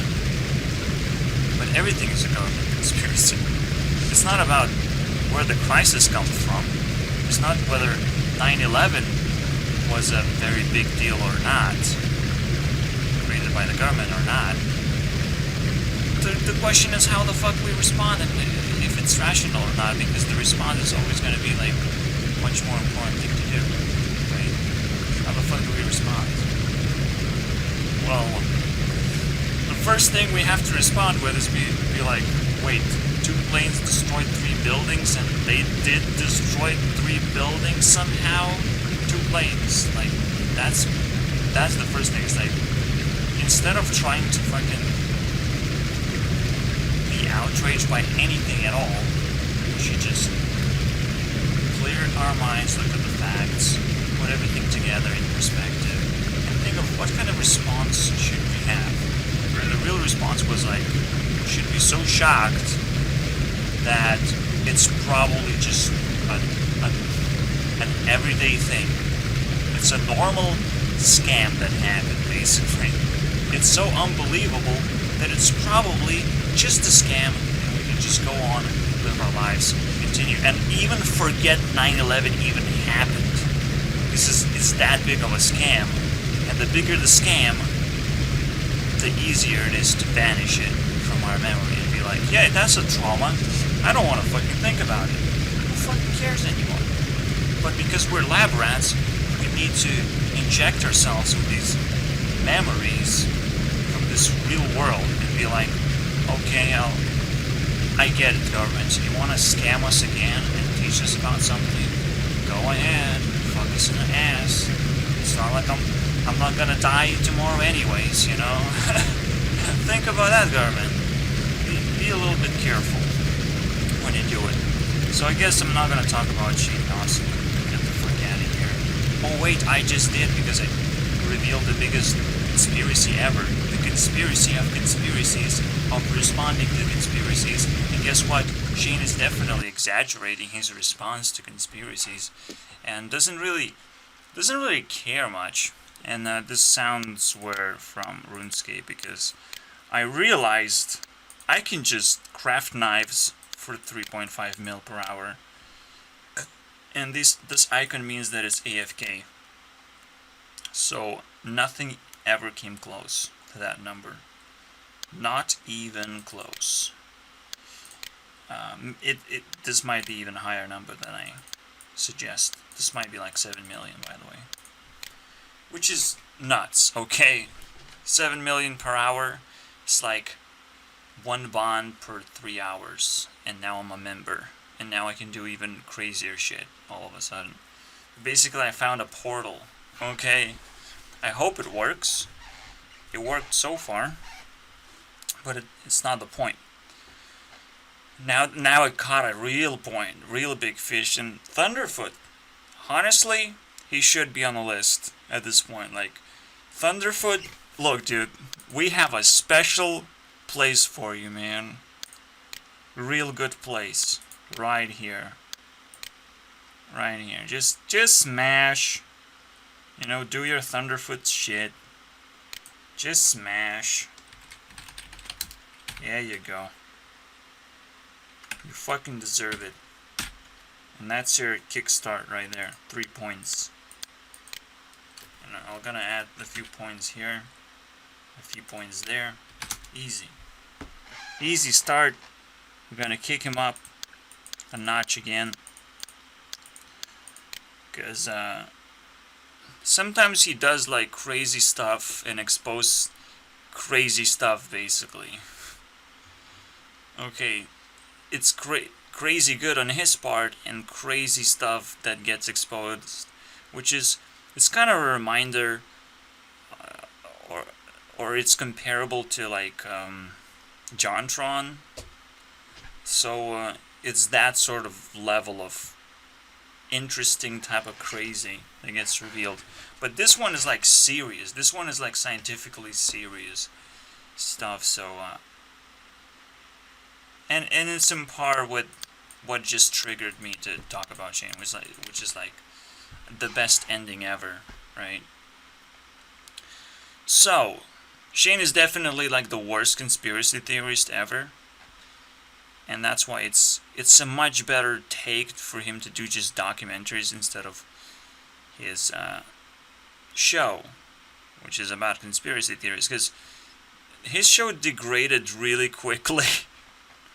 I mean, seriously. Now he not only ran out of conspiracy theories, but he also just kind of reviewed the tiniest ones ever. The ones that almost don't matter at all, but they can somewhat matter if you actually put them in the right perspective. But he doesn't have that at all. It's almost like he's the worst person to review those conspiracy theories anymore. But I will allow him to do it just because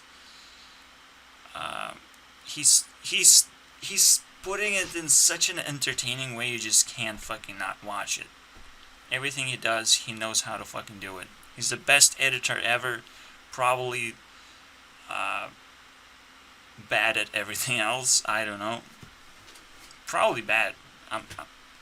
I'm really like he's so bad at everything else that he can edit it out and put it together even in the nicer way. Like, it's such a weird thing. I don't want to put criticism, because most of the time criticism doesn't actually try to achieve what you think it's trying to achieve, right? I'm not trying to achieve like this non-interactive thing. There's one problem with YouTube, and is that when you watch a YouTube video, the best you can do is educate yourself. And the worst thing you can do is try to interact with it. And even leaving comments is actually quite a abysmal thing to do, which is why I invite everyone to join my Discord. Yeah, that's the best thing you can do right now, is create a Discord and let everyone join. And let everyone join a place where they can tear up slowly and gain your respect, and then, you know, you're going to talk to them and interact. But basically this allows a higher and higher tier of interactions, which is what people should aim for when watching YouTube videos. It's like, okay, I get it, but I have this comment about it, or I have this sort of perspective. So what does it mean? And maybe someone is going to point you to watch another video or whatever. Maybe that's already discussed. Maybe it's about to be discussed. Who knows, right?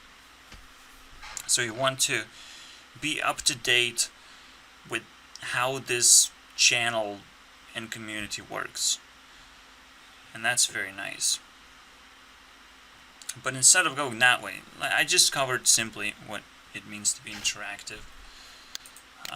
But how do we just completely destroy chain in like a few minutes in all these efforts to do conspiracy theories? Now that we know that most conspiracies, again, are about things that happen, that are scams, that we should forget about, but we should still know the general sense of how to detect scams, right? So basically scams work when people overreact. They actually work very well. Especially if you just lose a big chunk of money and you overreact. Even just complaining it to police, probably not gonna fucking change anything. You just lost, you just got scammed, you just got robbed. Someone took advantage of you. Alright, that person have to be dealt with in some kind of manner. But what if it's a government? You can't deal with that, right? What if it's a secret agency that the government created? You can't deal with that. But the one thing you can deal with is live in a peaceful place when, if bad thing happens, you might want to document it, you might not want to lose it, you might want to put a target on suspected people who would be the culprits of the crime, because most of the time you can actually narrow down quite a bit. You know, whoever got access to the buildings probably planted a bunch of bombs in there. Okay, it's well documented at this point, but who did it? We have to pick some culprits at this point. But even then, it's like it fades at some point, because it's a very well organized scam. When it's very well organized, the organizations basically are huge, and we don't have to like nail down exactly which person, but we have to nail down the organizations themselves and start isolating ourselves and others from those places.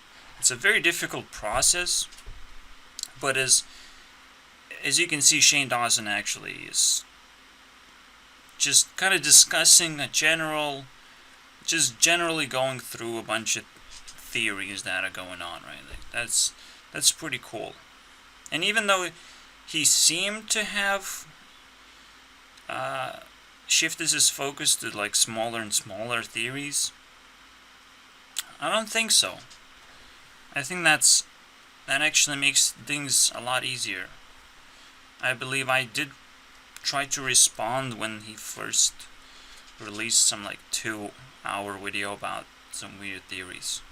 I actually tried to respond. Maybe in a weird way. Yeah, never mind about that.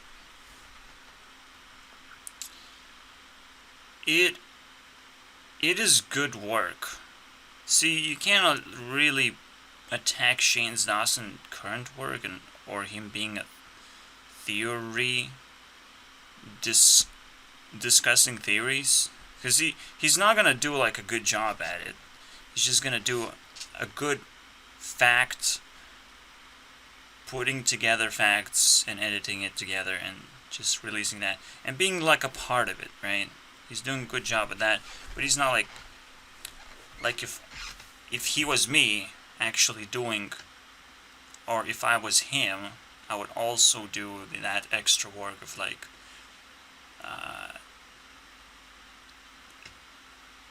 putting the theories,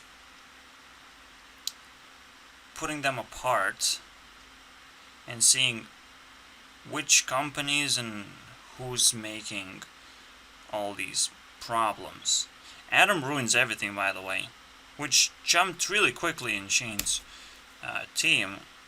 He helps with this issue quite a bit, because he ruined a lot of fucking corporations at this point.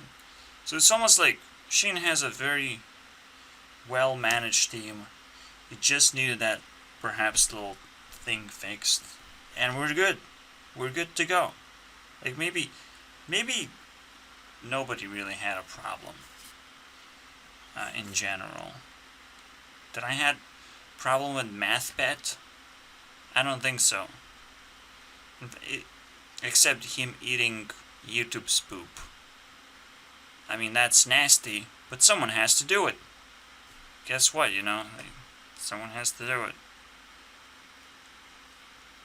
And just YouTube consenting for poop to be eaten, it's kind of disrespectful still.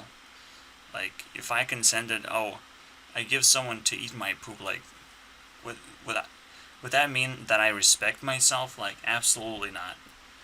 So I feel like Shane Dawson just kind of flips my narrative all the way around. I can't talk shit about these people. And I do have to apologize. Shit. I'm so bad at apologies. But here you go. I'm flipping everything around. I'm actually probably the best at apologies. I'm just comparing myself to the PewDiePie's ego of like, I can definitely make the best apology. Please contact me. Well, I can. You know how I do apologies? I just change my behavior. That's it. That's all I have to do. Honestly. Like, seriously. Come on. Just... If you're really changing your behavior, all your apologies are gonna normally work. Even if they're cringe and stupid and ridiculous, but they're just gonna work. Okay, and that's all you want from things most of the time. And in life, all you want is when you do stuff, it works, and you're done. You don't have to worry about it. That's crazy, right? But maybe I know more about life than most other people. It really bothers me at some points. The biggest deal, this is where I'm gonna end my video at this point, and I'm gonna finish it up and discuss round 4 at this point. The biggest thing is the doomsday clock. People like me hold it, create it. It's about being disconnected from society, so while I'm disconnected from society, I'm always gonna do original ideas, original things and moves and actions, stepping one step at a time. I'm gonna become better and better, and most of the time I even gonna explore the acceleration of my acceleration. Growth exponentially. How fast can I grow? So after I explore that, there's a possibility my powers will explode against anyone else. Nobody will be able to compare themselves to me. But they will have slight advantage because they have maybe more roles and bigger parts in the society, and society is like definitely bigger than me. Alright? So if they play their parts properly, they can connect me back to society. If they don't do it properly, however, they don't connect me back. That's the doomsday device right there. You don't know what one person can do when that one person is exponentially grown to be way bigger than any other one person, right? Because first of all, I will be underestimated greatly for what I can do. So when I speak, I could kill people in a flash, right? If I say something wrong, I don't just say something wrong and people get outraged. They die. They just die. Slowly but surely, dead. Okay?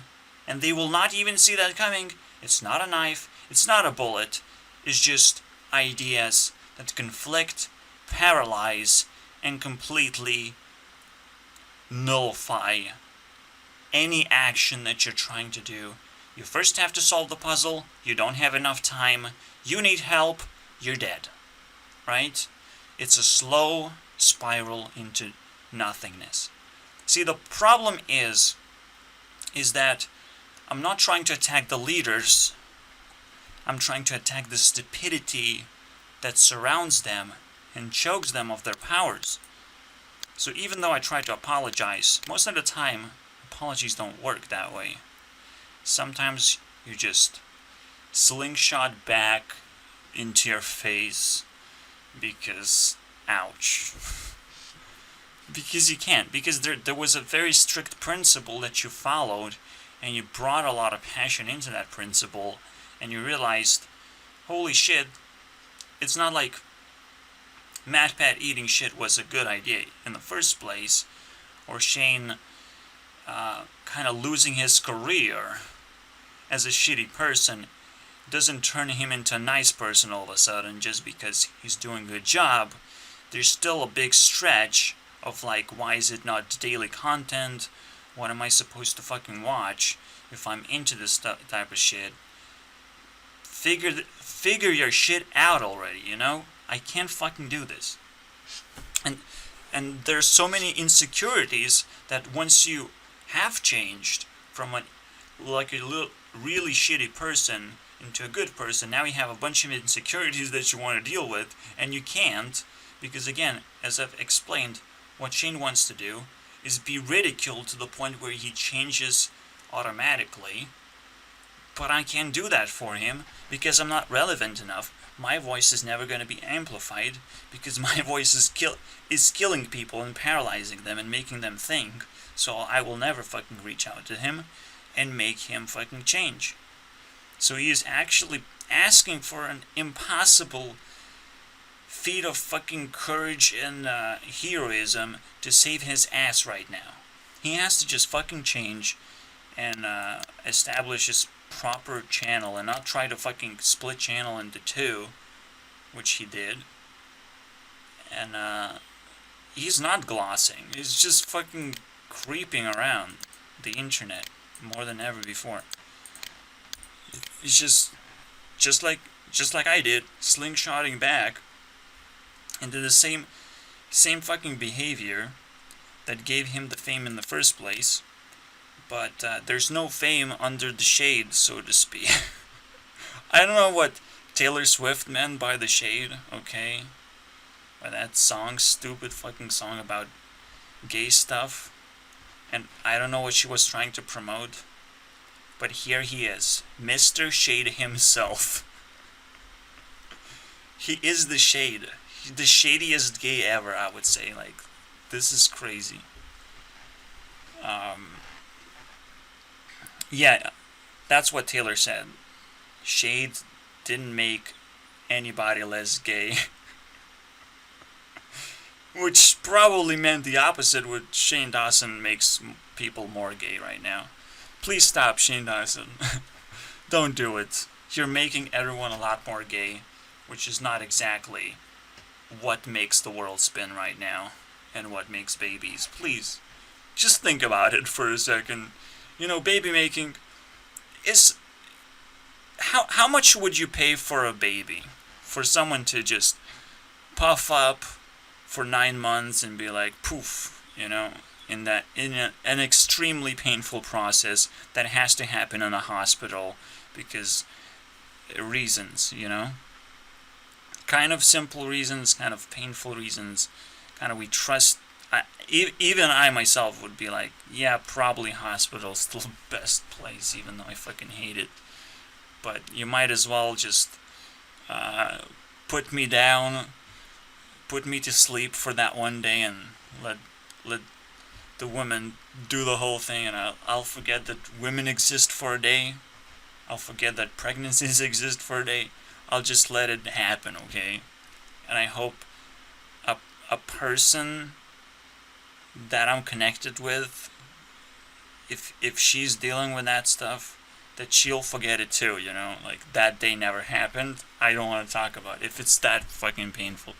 But basically, how much would you pay for someone to do it, just as a job, to get pregnant and just make a baby? Because when you're turning to gay, that's exactly what you're asking people to do. So you have to fucking, you know, think about it. Think about the business that you're creating right now. Just by becoming, it's just think about it. It's pretty fucking lame. And when you love someone, it's like, wow, it's an anticipation. When you're doing a job, you're torturing someone. So it's a big price to pay. It's not just like a wage that you give to someone. It's also, you have to cover for the damages that you've done. So there's a lot of things like that that you have to think about. What the actual cost is going to be. And by the way, it's 9 months, and you are working every single hour of your life when you're pregnant. Especially, and the wage actually increases over time. It's a wonderful process to, I believe, to calculate it, but you don't want to fucking do it, okay? There has to be some fucking stupid shit that can scare gays from being gays. Like, come on, fucking grow up. If you want alternate reality, kill yourself, and you're probably gonna go to heaven and experience that shit. But don't do it here. For fuck's sake. You don't live once. You live forever. And that's the most boring thing ever. So that's why life exists. Okay, that's why life and death exist. It's the most boring thing ever to live forever. Jesus Christ. Figure this shit out, for fuck's sake. It's simple as that. The video is over.